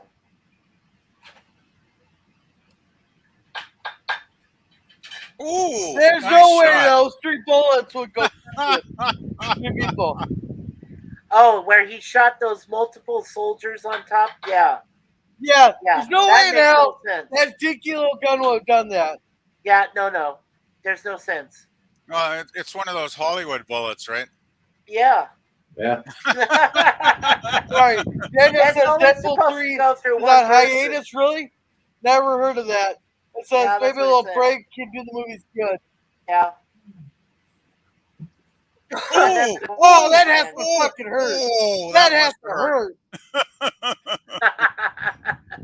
Just get ran over by a freaking tank.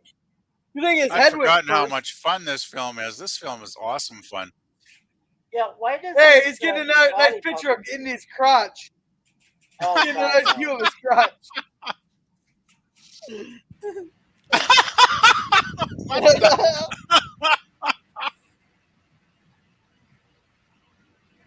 I still like the part.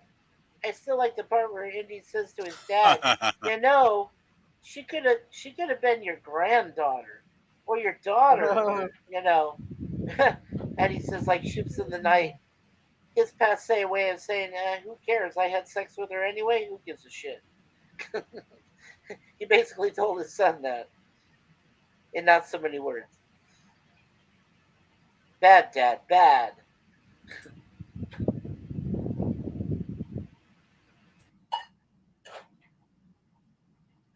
No,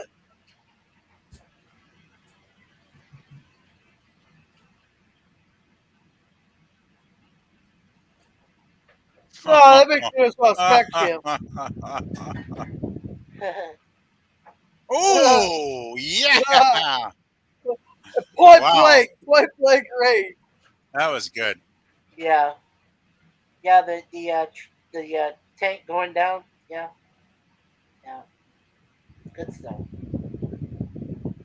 I have to say, some of the stunts that were done in this film had to been exemplary. I've never seen stunts like this before. So, oh man.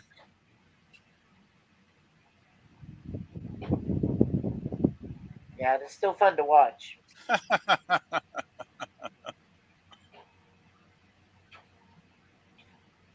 Why are you resting? Oh, We're no. so near the end.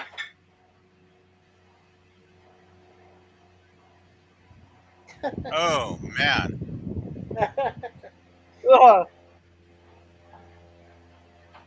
That little dirt never hurt anybody. Is that actually Ford taking all the dirt there, or is it a stunt double in some scenes? It looked like him. Yeah, I got to give him credit for getting dirty for the Yeah. scene there. Oh yeah. Ooh. Right to the head.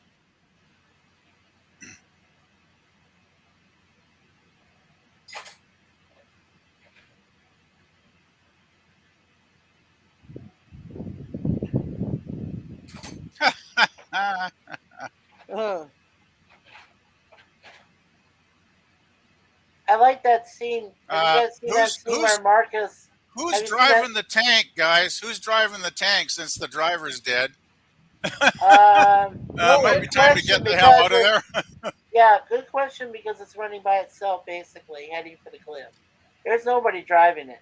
Those two are fighting each other up there, and there's no one. Exactly. That's why it's probably time to jump off. I would think. I like that scene there earlier where Marcus says the pen is mightier than the sword. Hey, we get the use of the whip again. Yay. Yay. Yeah. An extreme rug burn. Oh yeah. For I bet the evil Nazi here is going to go over the cliff, right? Yes.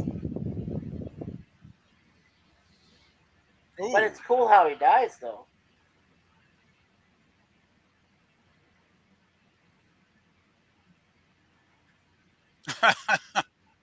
Oh, jeez. Yeah. Okay, Andy, time to go. Shit. Time to go, man. Time to bail. Ooh. Oh, man.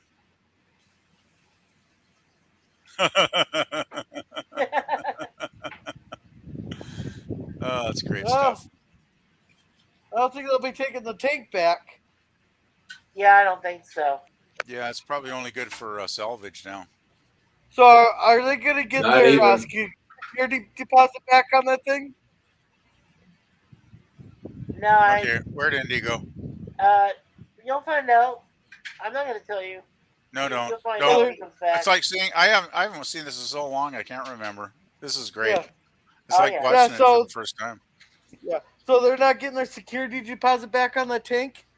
No, that was a rental. No, I think it's probably scrap metal at this point. Yeah, it was kind of a flimsy tank. I mean, come on, it came from Hatay, all right? I mean, they don't exactly had, battle tanks back then that were durable or reliable. So, You know, the Germans didn't get what they paid for in that tank. That was the thing with the German tanks, right? I mean, I always thought the German tanks were kind of cool looking, like kind of cool designs, but they were kind of, it seemed like the technology was too complex and they couldn't build enough of them fast enough because of that. So the Allies Yeah. basically won by building simple tanks, but building like, millions of them, like, or whatever, like many, many more than the Yeah. Axis ever did, right? So we Yeah, won the by Tiger numbers. and the Panzer was pound for pound maybe 20 or 30 times better than the Sherman or the T-34. Right. But there But were there more was Shermans, maybe, right? there was maybe 50 T-34s for every Panzer. Oh Exactly. Yeah. And don't forget that they were using in those early Panzers. They were using the Volkswagen engines for those things. They're not always reliable. Well, you had what? You had the Panzers. You had the Tigers, I guess, Tiger The tanks. Tiger tanks, the Panzers, yeah. But they were all using that Volkswagen, It's parts. kind of hard to believe they were powering those with a Volkswagen. Hey, he gets Well, the hat back. you know what you get what you pay for, right? You get what you Yeah. build. Well, yeah. Well, I what mean, was that's in the Allied tanks? What kind of engines were they using? I would imagine British engines. British and American. Yeah, Okay. British and American. Mainly parts. American. Mainly, What yeah. what company do you guys remember at all? I totally forget. Ford. Ford Everybody. provided a lot of stuff. Ford's company, Ford? motor company. Yeah, Ford Motor. Oh, okay. They provided a lot of parts during the war. That's And good. then, so a lot of things that came out of Detroit back then, they were making lots of money because they were using a lot of their parts. Well, I guess even Intricate parts, when the U.S. wasn't officially in the war until Pearl Harbor happened, they were Right. shipping a lot of munitions and stuff up. Well, I believe they were shipping a lot of stuff up to Canada here, right? For Yeah. our Allied troops to use against Hitler. Well, Even that's a though, lot of Yeah, money. they were Yeah. basically smuggling everything that kept Britain going at the time. yeah, it wasn't Well, official they because they didn't want to get officially involved, but the U.S. was, I think, supplying us with a lot of material to keep the war effort going, right? Well, So- that's because we're making a lot of money. We're taking all your overseas bases along with it. Yeah. Well, the thing is, it's not just about the money either, though. I mean, you guys were doing the right thing by helping the war effort, right? So, Well, they were. What was that It's all thing about called who out you in can do business 1940? with. Yeah. What was that? well, thing didn't they called IBM it? do business with Hitler? Well, I don't know if that's true. Yeah. Thank you, I keep Daniel, for the hearing that. sub. I don't know. Yeah, thanks, Daniel, for the sub. Oh yeah, Daniel, thank you for subbing. Yes. No, the Land Lease Act, that thing that they passed in 1940, was that right? Resolute 1940 Land Lease Act. Yeah, the Land Lease Act. Offhand, I'm not sure of the year. I think I'm right. But anyway, the Land Lease Act was part of the deal that if you created munitions, weapons, any sort of protective technology at that time, that you could exchange that munitions for land. That's why, they were loaning their bases to us and we were giving them their weapons. That's what Britain did, before, Hitler decided to do a Battle of Britain. We were helping Britain, with some weapons, and then in exchange, they were giving us bases for our planes and stuff eventually, when Hitler got stupid and said, okay, I think I'm going to try to invade England, and, well, you know how that ended up. But anyway. Yeah, that Battle of Britain didn't turn out too well for old Adolf, did it? Well, at least not for the Luftwaffe. They lost a lot of planes. They'll tell you they'll deny up and down that they didn't lose it, but really they did lose a lot of their air forces, their air support. So. Oh yeah, exactly. I mean, they did terrible damage to Britain, though. I mean. Oh well, yeah. I mean, they bombed London almost to the ground, but they bombed. how the British are.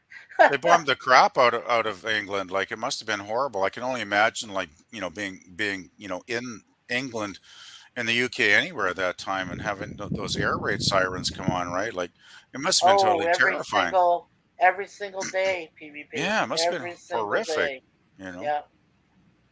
Yeah, there was a relative of my mother, who knew her biological father. My mom lost her father when he was 3. He was a merchant marine Wow. for the Germans. He escaped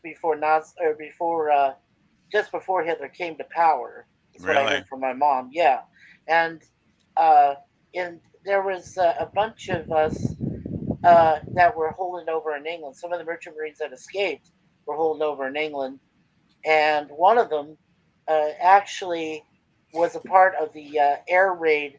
He helped in the air raids that were going on in the country, and he survived. But it Wow. was every single day those things went off. Anyway, Mikey, I'm just thinking maybe this is a great scene. We might want to just watch this next bit Okay. because this is where the Holy Grail comes in, right? Well, you haven't got Pretty to the soon. cave. Pretty Yeah. soon. You haven't got to the cave yet, right? Okay. But it's coming No, up. he and just shot just shot Indy's Pop. Indy's Pop. Yeah. Okay. Yeah, I'll stay silent while you guys watch these scenes. Yeah, this is the one part of the film that's burned in my memory because it's so powerful.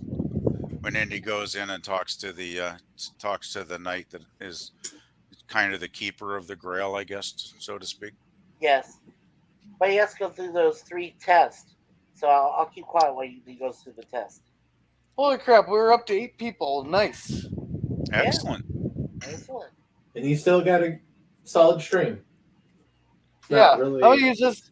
I'm gonna try to use this more often. Good idea.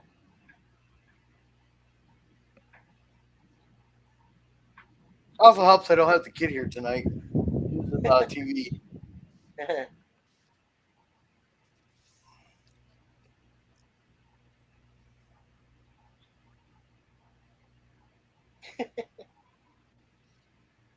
Ouch.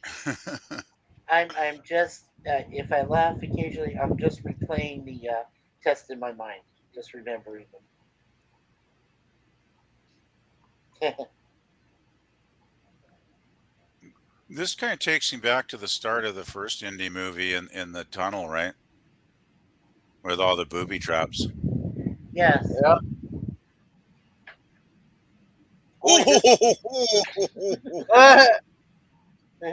Oh man. Yeah, I know that was your first one. Yeah.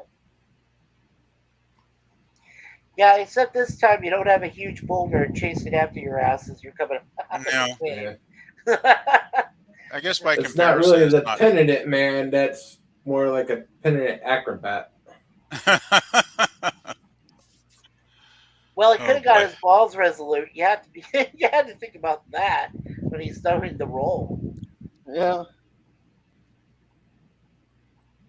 Oh my. You better hope he doesn't have dyslexia.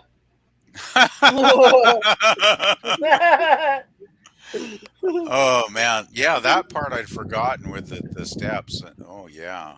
But in Hebrew, the J is an I. Oh, I'm dead. Just run. Maybe you're fast enough. Just run. Run, Forrest, run. Oh. Here now, what he has to do is just look under there. Look which ones are supported. Man, I've totally forgotten this part. Wow, this part I do not remember. Okay, he's at the steps, so he has to spell out Jehovah. Or Jehovah, some people say, but it's actually pronounced Jehovah. Yeah. Oh.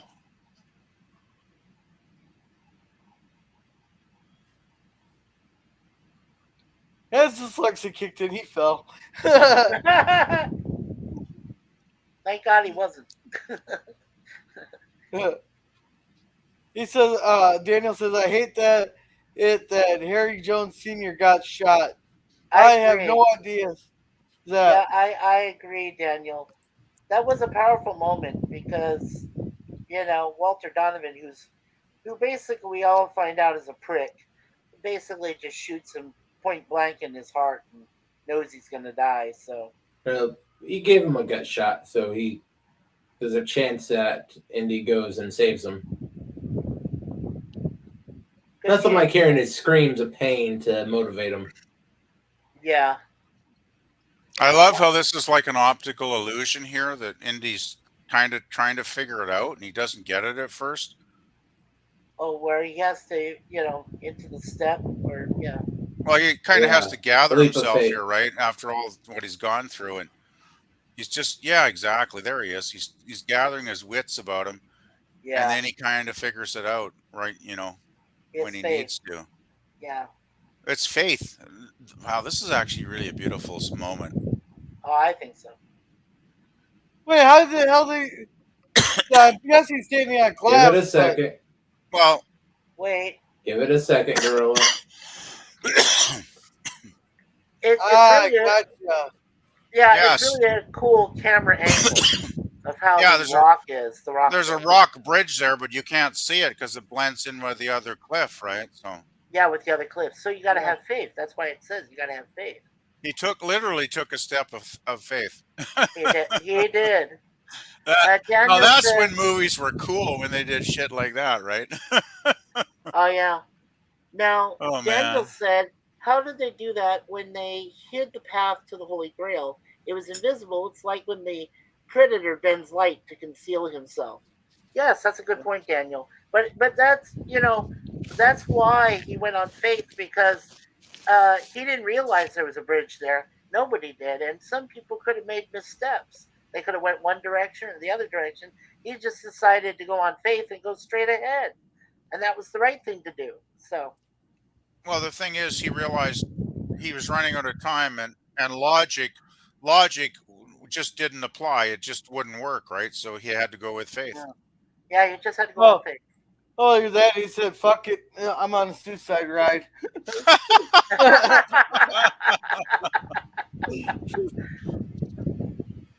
Does this knight ever identify himself as any particular knight, or? Well, he just says he's the last of the 3 knights that was, meant to stay there and guard the Grail. And so he's been doing that for, how many years, Resolute? How many? 500 years or something like that? Something like that. The first Crusade? Yeah. Closer to 1,000? Almost 1,000. 900 years, yeah. Something like that. And he's been there for a while. I gotta say, if you got a job for 1,000 years, that's damn good job security. Yeah. Well, but it's quite lonely. You don't see anybody. Yeah, that's filler work. I guess these knights kind of, they're kind of these dedicated guys, right? That, they have their mission in life to, be a knight and do what they're supposed to do. So. Yeah. Oh, he's just doing filler work. That's all.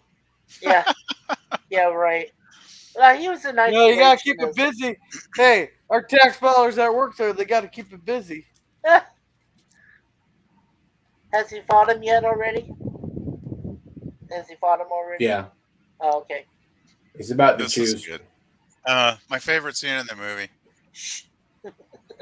Gorillas hasn't seen it yet. No, I'm not giving away any spoilers. Yeah, okay. A lot of nice cups and stuff there, though.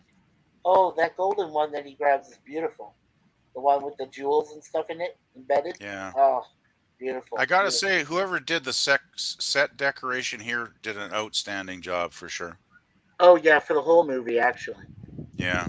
Because this is in a soundstage, right? But I mean, it just. Well, yeah, I would imagine so. I don't think it's in a real cave. Yeah, it's not out there in Petra in Jordan. Yeah, no. Yeah, but well, that's where they filmed around, was Petra and Jordan. But anyway, exteriors. But obviously it's interiors. Anyway, this is a great moment here. Yeah.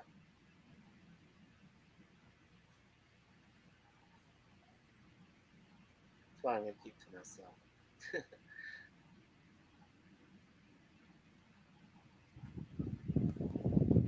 Oh, he just poisoned himself. Yep.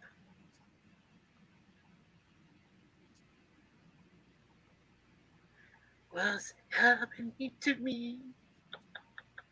Now he's gonna transform into a vampire. Or a zombie. No.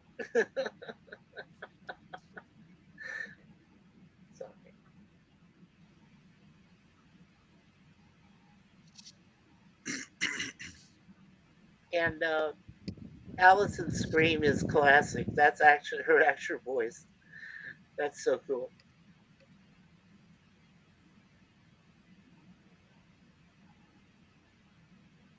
Ah, I called it! I called it! I called it! Good call, Gorilla. I wanted you to find that out for yourself. Yeah. Oh, I shattered it. In mid-transformation. Yeah.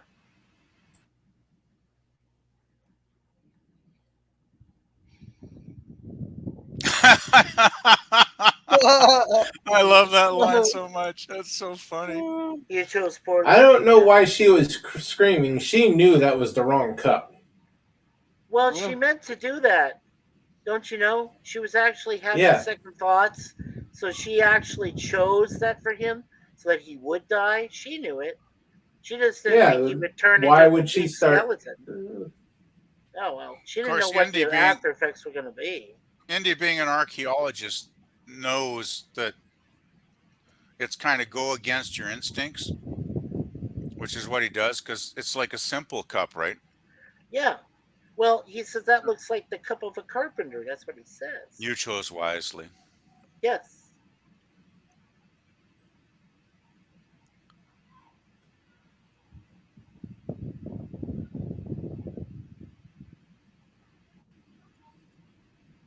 And this is the thing that bothers me that most people have said, and I understood the reason. And when we get to that part, I'll explain what I was trying to say.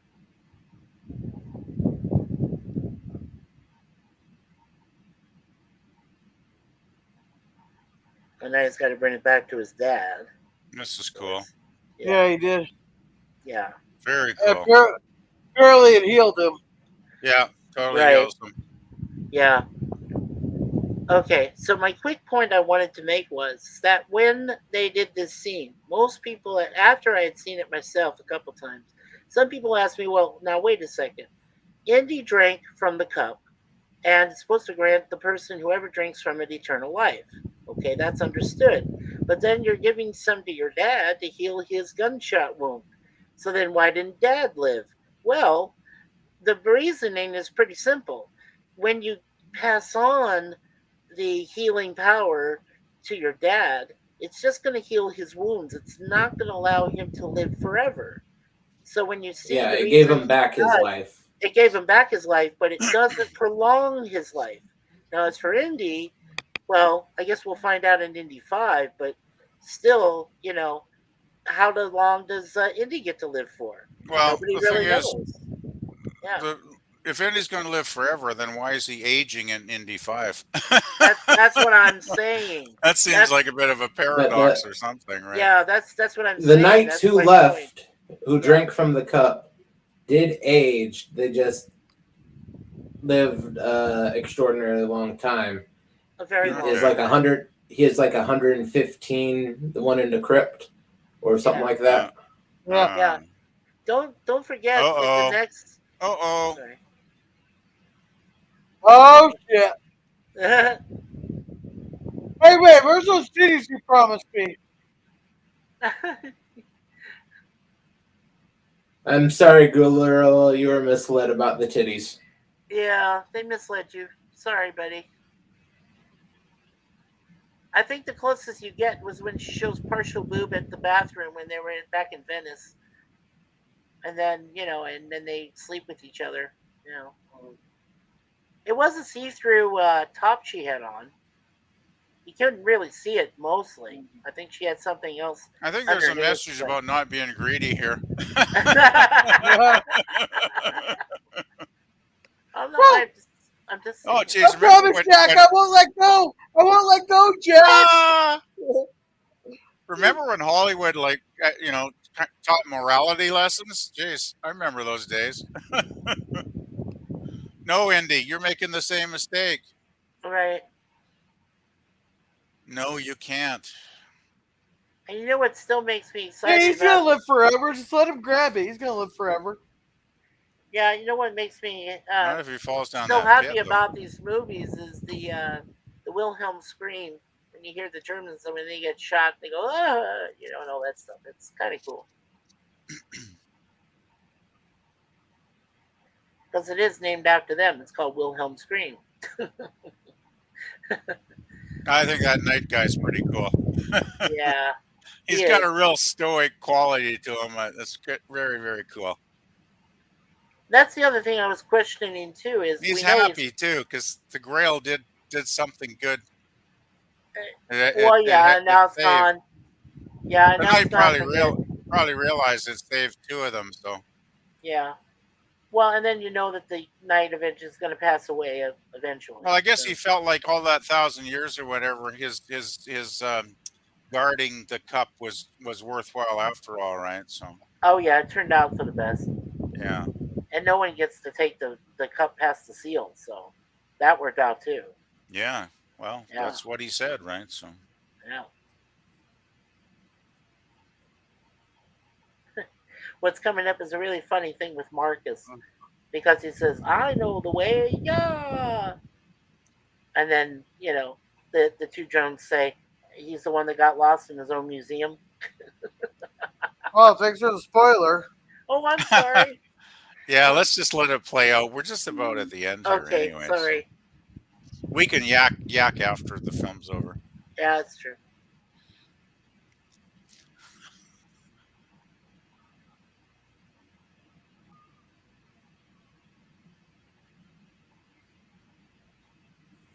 So he's named after a dog? Yes, he is. Yeah. Sallah says after the dog. Well, actually, I think I'd rather be named Indy after a dog than Henry. Like, Henry's kind of it's like not a name I'd want to have, to be honest. And he says, I have fond memories of that dog. Yeah.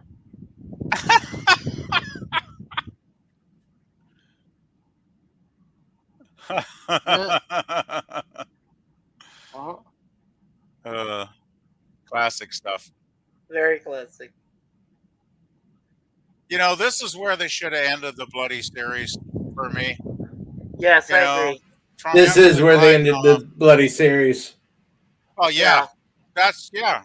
I mean, anything that followed is just not essential viewing at all. I mean, this is perfect. Our heroes riding off into the sunset. That's a classic Hollywood trope. It's absolutely awesome. It is. Well, don't forget, when they did the Young Indiana Jones Adventures, one of the last episodes they did in that series eventually led to Temple of Doom, which was 1935. So they led right to it. And the Young Indiana Jones Adventures are supposed to be canon. They're supposed to follow right till the point that he started his adventure with the Temple of Doom. So. Well, I remember watching the Young Indy series when it was on the TV way back when. Was it the 90s, I think, when it was on? In the early 90s, yeah. It was Sean actually Patrick Flannery. Yeah, I thought it was pretty damn good, actually. I mean, it's been so long, I totally forget any of the details of the episodes now, but I remember watching it, I thought, hey, this is pretty decent, Yeah, some of the episodes were very good. There was one that they made into the introductory movie of the series, which is it had something to do with the diamond that they were trying to find just after World War I was ending in the trenches. And a spy had left some sort of map of where this thing was supposed to be, but of course it never happened. He had a French friend of his that he was with when he was young. Right. There was another episode where older Indiana Jones was relating a story about 1920s Chicago that he was in, and he had met Al Capone in person. That was a great episode. Yeah, they had some historical episodes in different time periods, right? Which was he passed through a lot of different people. I'm trying to remember now, Mike. In the Young Indy series, did it have like an indie that was younger and an indie that was like a little bit older, maybe a teenager or early 20s or something? Sean Patrick Same guy. played him in his 20s, his early 20s. Okay. So he played him before Harrison Ford took over. Okay. Yeah, I kind of Yeah. figured. Yeah. Okay. And that, like I said, his adventures last for about approximately 12 years until, like I said, until they did Temple of Doom chronologically. Right. I guess that And kind of then makes after sense. Yeah. this, right, and then after this movie, like Resolute said, it came in 1938 is when they started off the Portuguese coast. And then in 1957 in Nevada, so we're going 19 years ahead, that's where Indiana Jones 4, the To nothing. Skull started. 19 years to nothing. That doesn't exist. It just... They rode off into the sunset. Everything else is fan fiction. Well, Resolute, really are should- you... Yeah, Resolute, I'm They going to ask really you should then. have ended it with this movie, in my opinion, as well. I agree with Sure. Germ on that. No, I agree with Germ on that too. But what I'm going to say to you, Resolute, then is, do you want Gorillas to see Indy 4? Do you want him to see it? But it's pointless. It'd just be like watching something some schmuck on the internet made himself. Well, we're just gonna have fun bashing it then. Sounds good to me. I don't mind bashing it. I hate Russians. Yeah, they got some damn good looking women.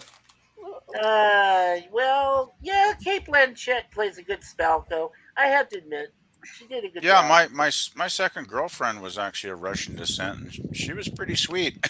I gotta say, pretty ironic? pretty hot girl. Yeah, you know what's ironic is Spalco is supposed to come from the Ukraine, isn't that right? At Resolute, something like that. I've seen the movie maybe once. Well, I own it, but yeah, I can always look it up again. Yeah. Back in a minute, guys. I think it's ironic. Yeah. All right, PvP. You all done there? Oh, what was that? What was that? Gorilla. Yeah, what? You just roboted there for a second. First time tonight. I think I just ran out of luck. You dropped out entirely. And Mikey's gone. I did? Yeah. Oh, man. Oh, now I guess I'm back. Yeah. Yeah, you can only tell by the light surrounding my aura. Yeah, you can only tell by that if I drop completely out. I apologize. No, you're fine. It actually did a lot better today. I don't know what you did.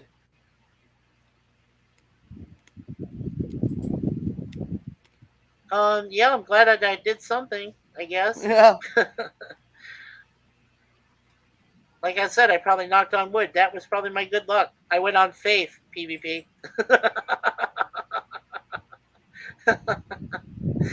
Yeah, good stuff.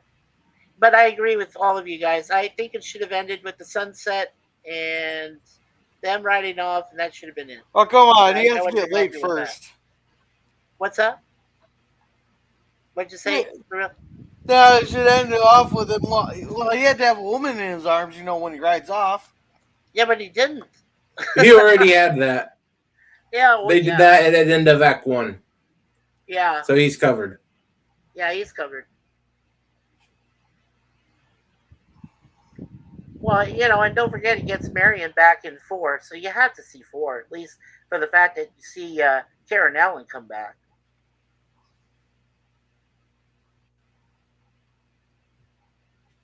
She gets into trouble, just like Indy does. Marion Ravenwood. Yeah. I guess you could call that one Indiana Jones 4 and Indy Has a Son. Yeah. I guess you could call it that. So anybody in the stream that's watching right now, I'm guessing that Resolute and Gorilla will go ahead and watch Kingdom of the Crystal Skull, or in this case, a skull fracture. I may or may not make it for that one. Finn You if may- I can get a little bit I'll of be liquid there. assistance. It's Hey. okay. I'll be there, Resolute, if you can. Yeah. Don't worry. I'll help Grill out. We'll have to have him out there where Resolute gets back at Gorilla with these damn movies. Well, I think you could do that with James Bond next year in January. Yeah. Hey, LDG. Hey, Pickles, how's it going? Yeah, not a problem there. LDG. Hey, Gorilla. Have I asked you why you call LDG Pickles? Why do you call him that? Because it used to be LDG Pixels something, and nobody could say Pixels. They said Pickles. Pickles. Oh. He couldn't even say pixels. Oh, he couldn't even say it. Okay. All I remember is I seen a movie called Pixels by Adam Sandler, and that was a piece of shit. Gee, I'm shocked. Well, I'm just saying, it was bad. I'll take your Pixels and raise you Jack and Jill. Okay.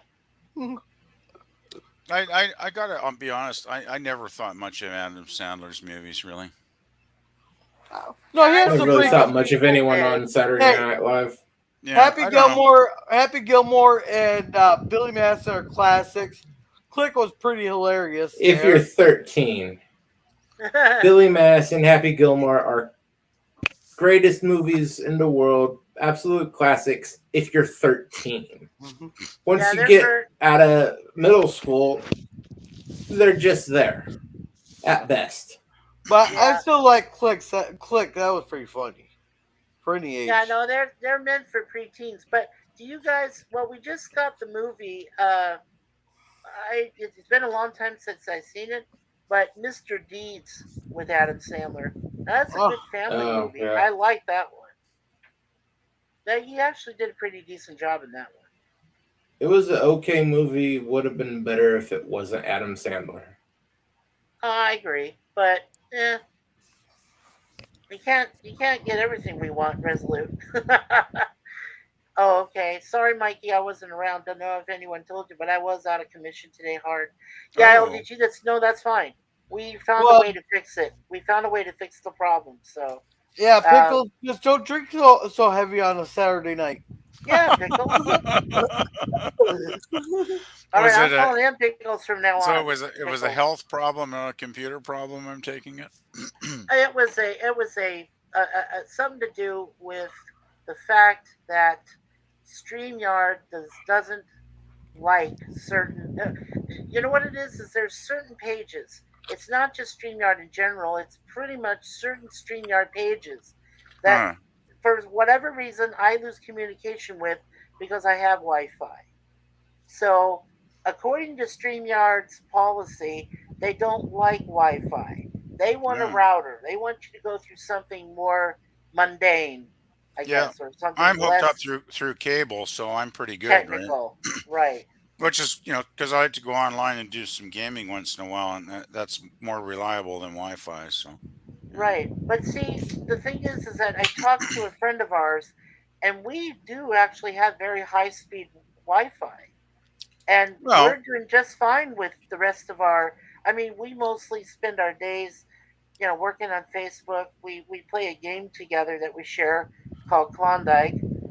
She plays her own game after that, and I play my own, which is called Hero Wars.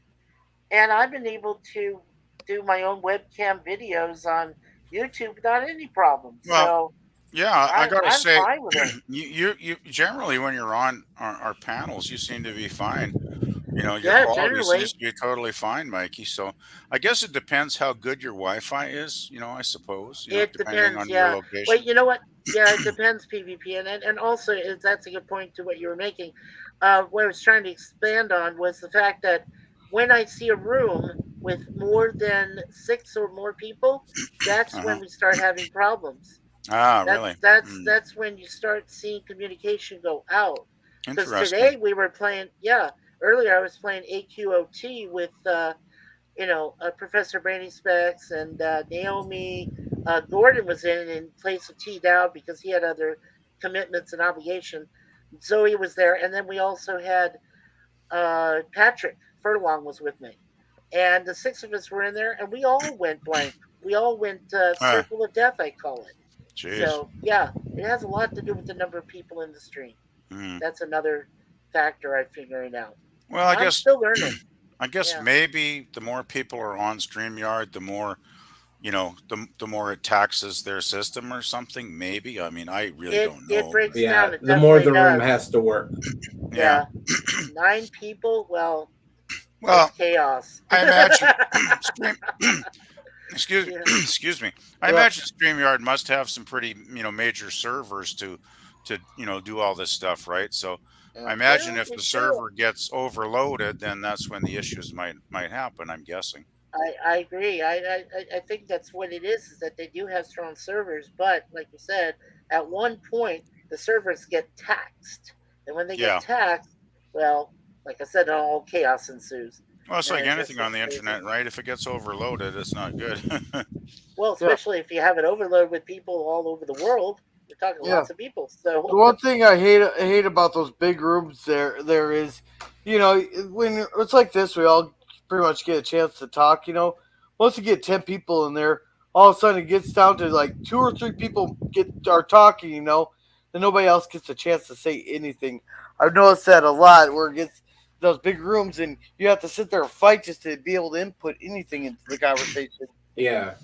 I'd be lucky if I get one word in edgewise.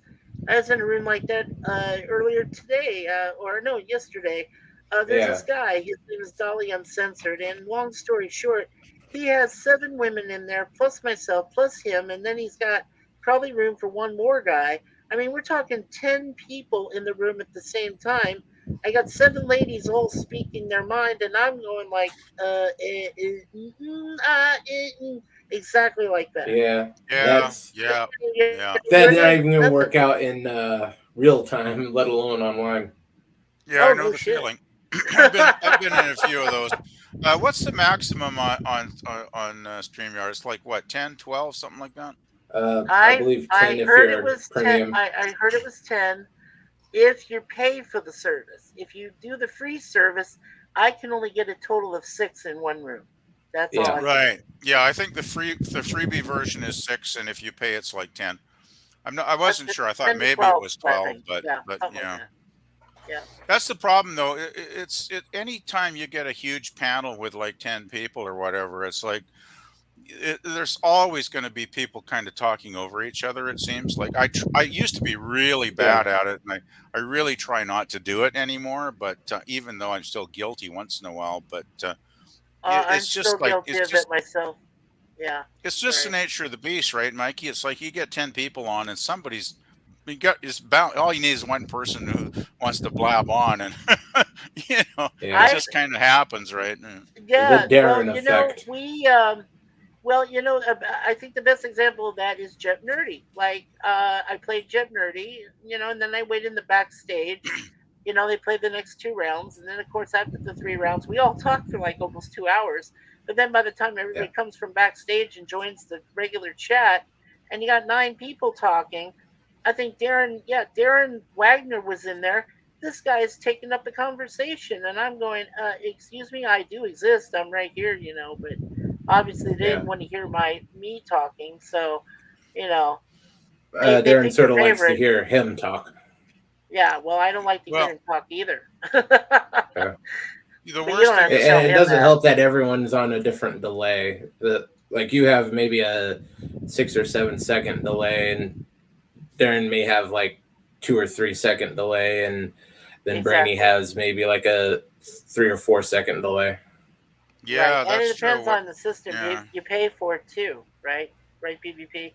Yeah, depends well, the thing is, I mean, we get people from all around the world sometimes, and of course, the delay thing does come into play. Definitely, I would think. Yeah, like that doesn't help, right?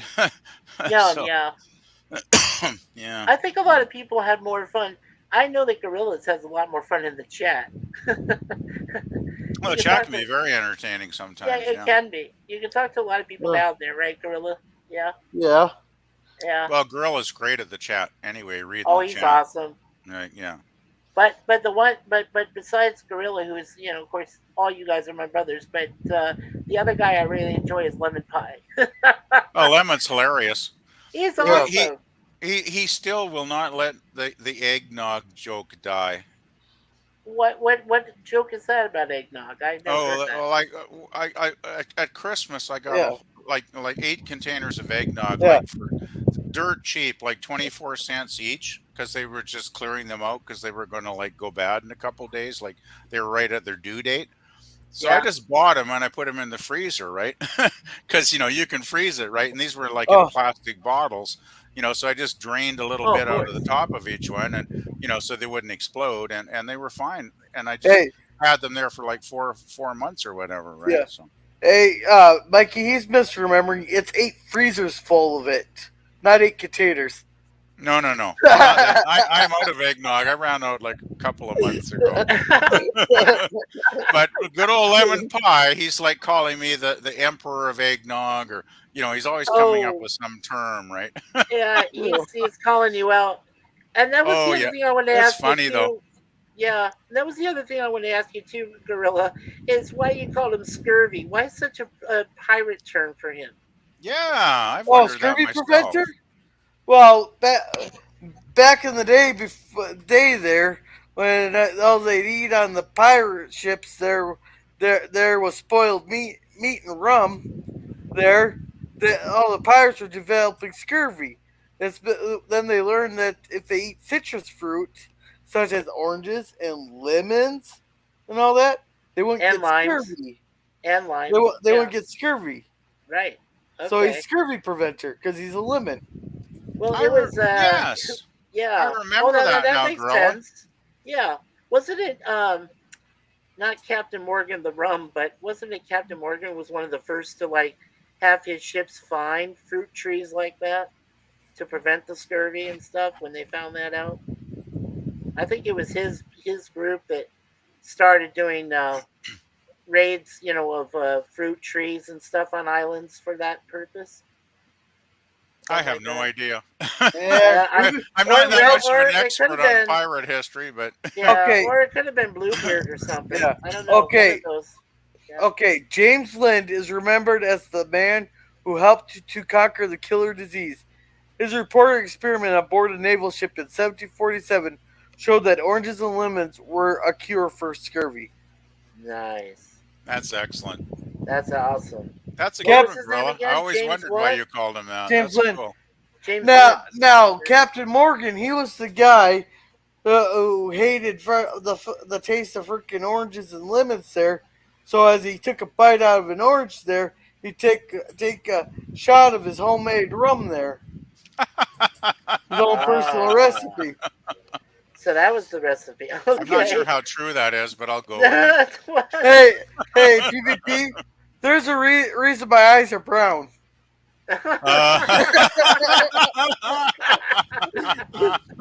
Well, I got brown eyes too, brother. So Wow. I hear you. Oh man, that's too funny. Mine are blue. My wife's is green. My wife has beautiful green eyes. Ooh, exotic. Jade. They're beautiful. Very exotic. Yes, that's why I love them so much. I was the only one who got them right, actually. Well, you're lucky you have someone in your life. I do. I feel very blessed. You are. I really do. PvP. It's a blessing. She's a blessing every single day. Yeah. Hey, Resolute. Resolute. You got anything coming up soon or in your streams? The normal. The shorts, the Mogwai reviews, and next week is the Saturday morning cartoons. The first I will be having Cadillacs and Dinosaurs next week. Cadillacs and Dinosaurs, okay. Yeah. But the week after that, I'll be doing the fundraiser for Pop. Oh, yeah. And when is that going to be? Is that going to be, the following, not this Saturday, but the following Saturday, right? Yeah, the first. Okay, yeah, the first. People have a chance to get their first of the month's paychecks in. Yeah. What time are you shooting for on the first? Because if I do my review on I'm going to do the 8 a.m. Pacific. 8 in the morning. Okay. So 11 o'clock our time here. Oh, okay. Yeah. Well, then that's great. I could do the review later on Saturday night. Yeah, that'd be cool. Yeah, okay. Like I said, I'm still trying to determine that much, but I do know it's going to come up on the 1st. All right. Yeah, 8 Pop a.m. says 8 he a.m. hopes to be No, in Arizona by the 1st. I hope Yeah. you are too, Pop. We're trying hard here. I'm still Yeah, we're selling trying to shots get you there. for you and stuff. Oh, yeah. Yeah, we're trying to get you there, buddy. But we're so glad that you're getting out tomorrow. That's the first step, getting out of the hospital. You don't have to worry about that. Yeah, I was so It worried looks like for Pop earlier in the week. I was 2220. wondering how it was going to go for him. Yeah. How much are we at as far as have you guys got an accurate figure where we're at as far as helping them get out or moving? The number last I checked was 2220 out of Okay. the 3300. Oh, so they need about 3,300 and we're at 2,200 basically. Yeah. Okay. So it's about 1,100 short, kind of. Oh thing. yeah, we can raise that. That'll be Yeah. easy. With because I'm going to put on my review. I want to put my. I'll have Resolute. You go ahead and when I do my review later that day, I'll do it later after you do your stream, and we'll get Pop's spot up there, the site, and so people can contribute while I give my review. Also, I've done that on some of my streams, so that'd be great. Yeah, we could do that. Oh, Yeah, he spent a good chunk of that on June rent. So Yeah. it may need to be a little more than the 33, but I think if we get to 33, just that'll be enough to get things started off. yeah. Yeah, Yeah, if we get him to 3,500, that's a nice round number, and I think that would be more than enough to help him. Well, that's just me, but I wouldn't know. Yeah. And here's the link for Pop's Give Send Go. Okay, good. And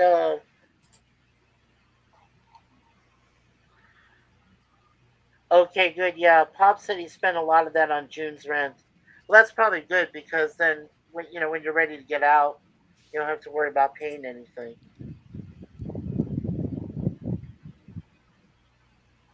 Yeah, we're sorry, Pop. Yeah, that you already spent money on the June rent and stuff. I know, but we're doing the best we can. money. Yeah, we're still trying. doing the best we can for you, Pop. Don't Yep. worry about yourself. I mean, worry about yourself, but don't worry about us. We'll take care of you. It's not an issue. We'll help you out. Yeah, so let's get that up there. Oh, yeah, there it is. How many more do we have in the chat right now, people? We got 3 people in the chat. 3 left? Yep. Yeah. Okay.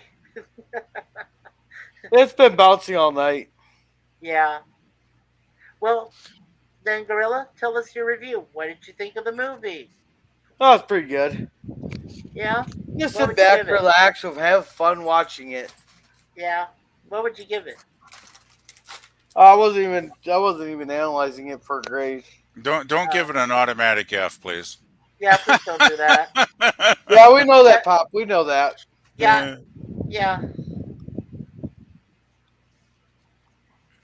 Oh, hey, Pop. You don't ever have to apologize for typos or anything. Have you seen my spelling? I was giving Bird a headache the other day with that. Oh, you were? Oh, Yeah, well, he gave a shit because of what the Wordle word was, and I think the word was stroke, was it, or something? And we're just like Exult. no. It was no, it was a word. Epilepsy? He took forever to answer it. We're just like, we were just screaming it in the chat there. I can't. But that happens. We all have our brain. He turns the chat off for that reason.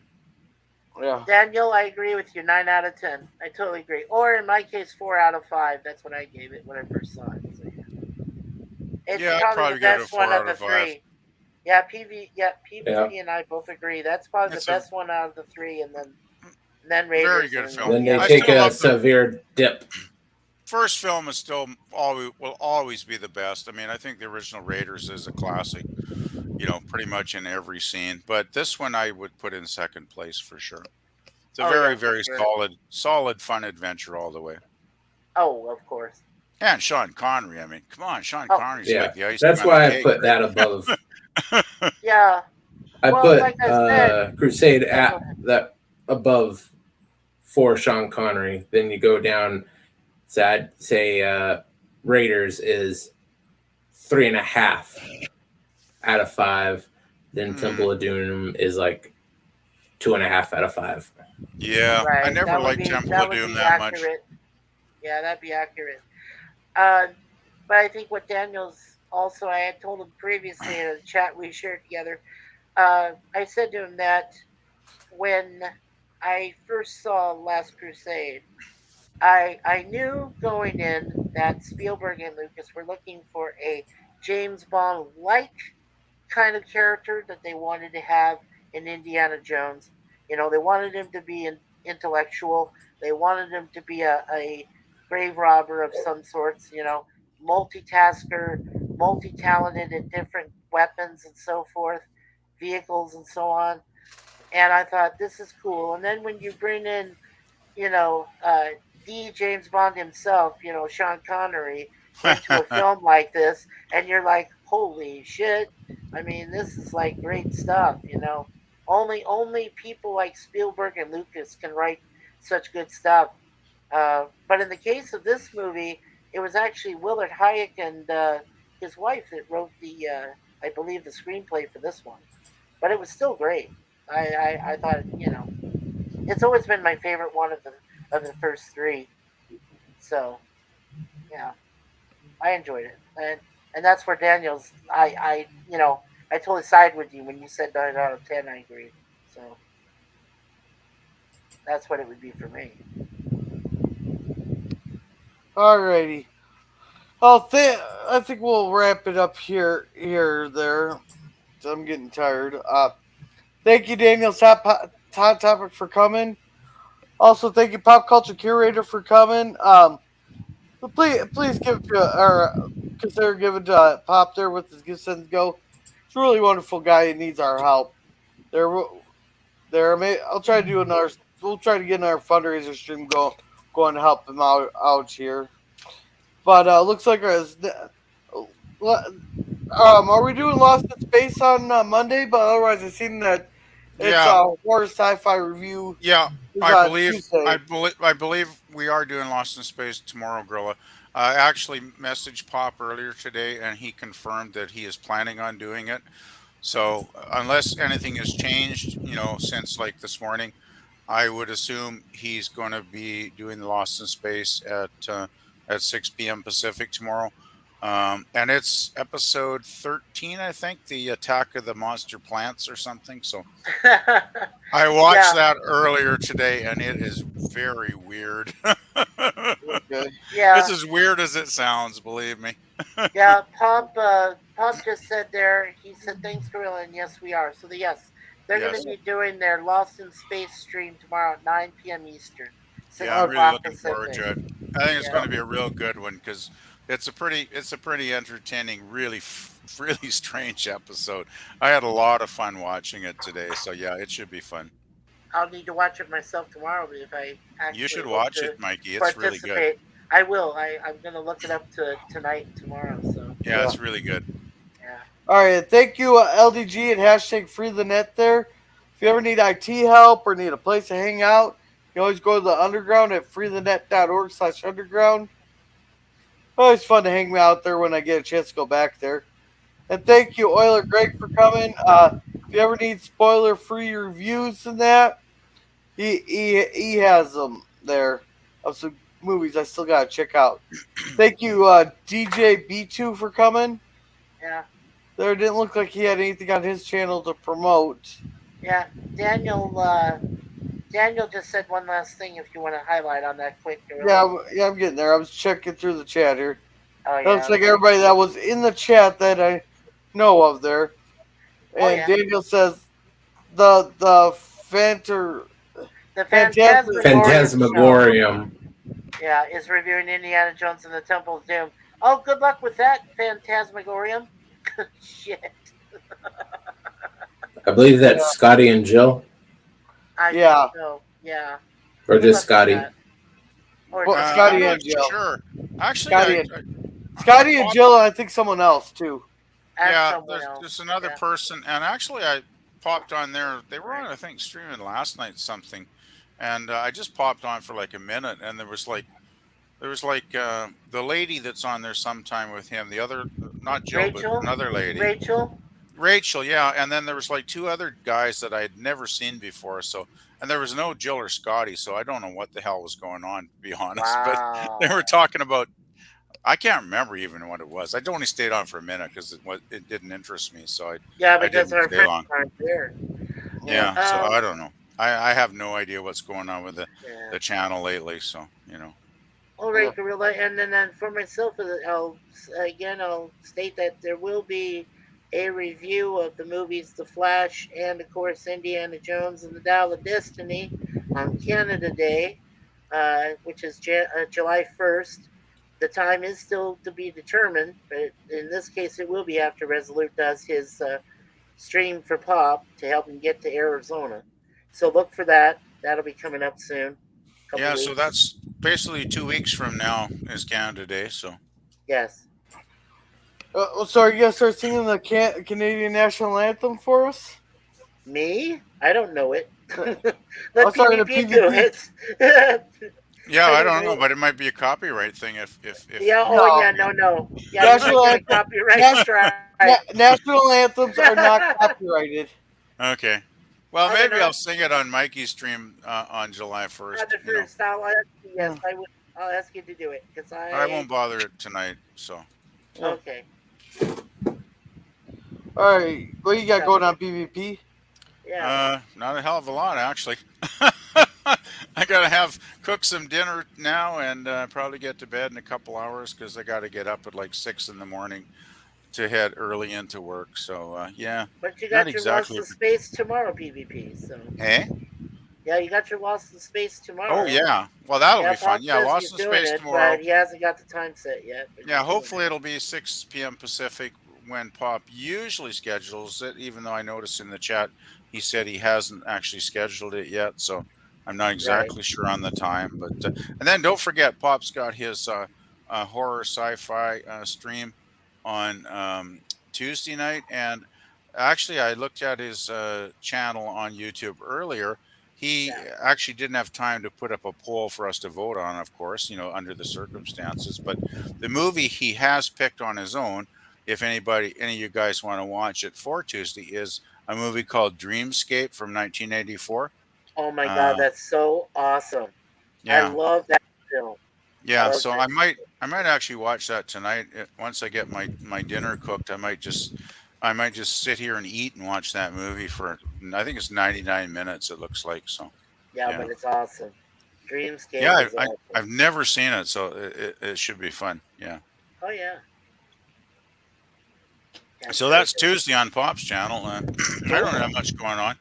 I add the occasional music playlist to my channel when I have the time, which is not as much lately, but I still try to do a little bit every week. So other than that, though, not too much going on. So yeah. Well, that's great. Well, I guess what are you up to, Mikey? Well, like I said, I got my review of Flash and Indy 5. That's going to come up July 1st.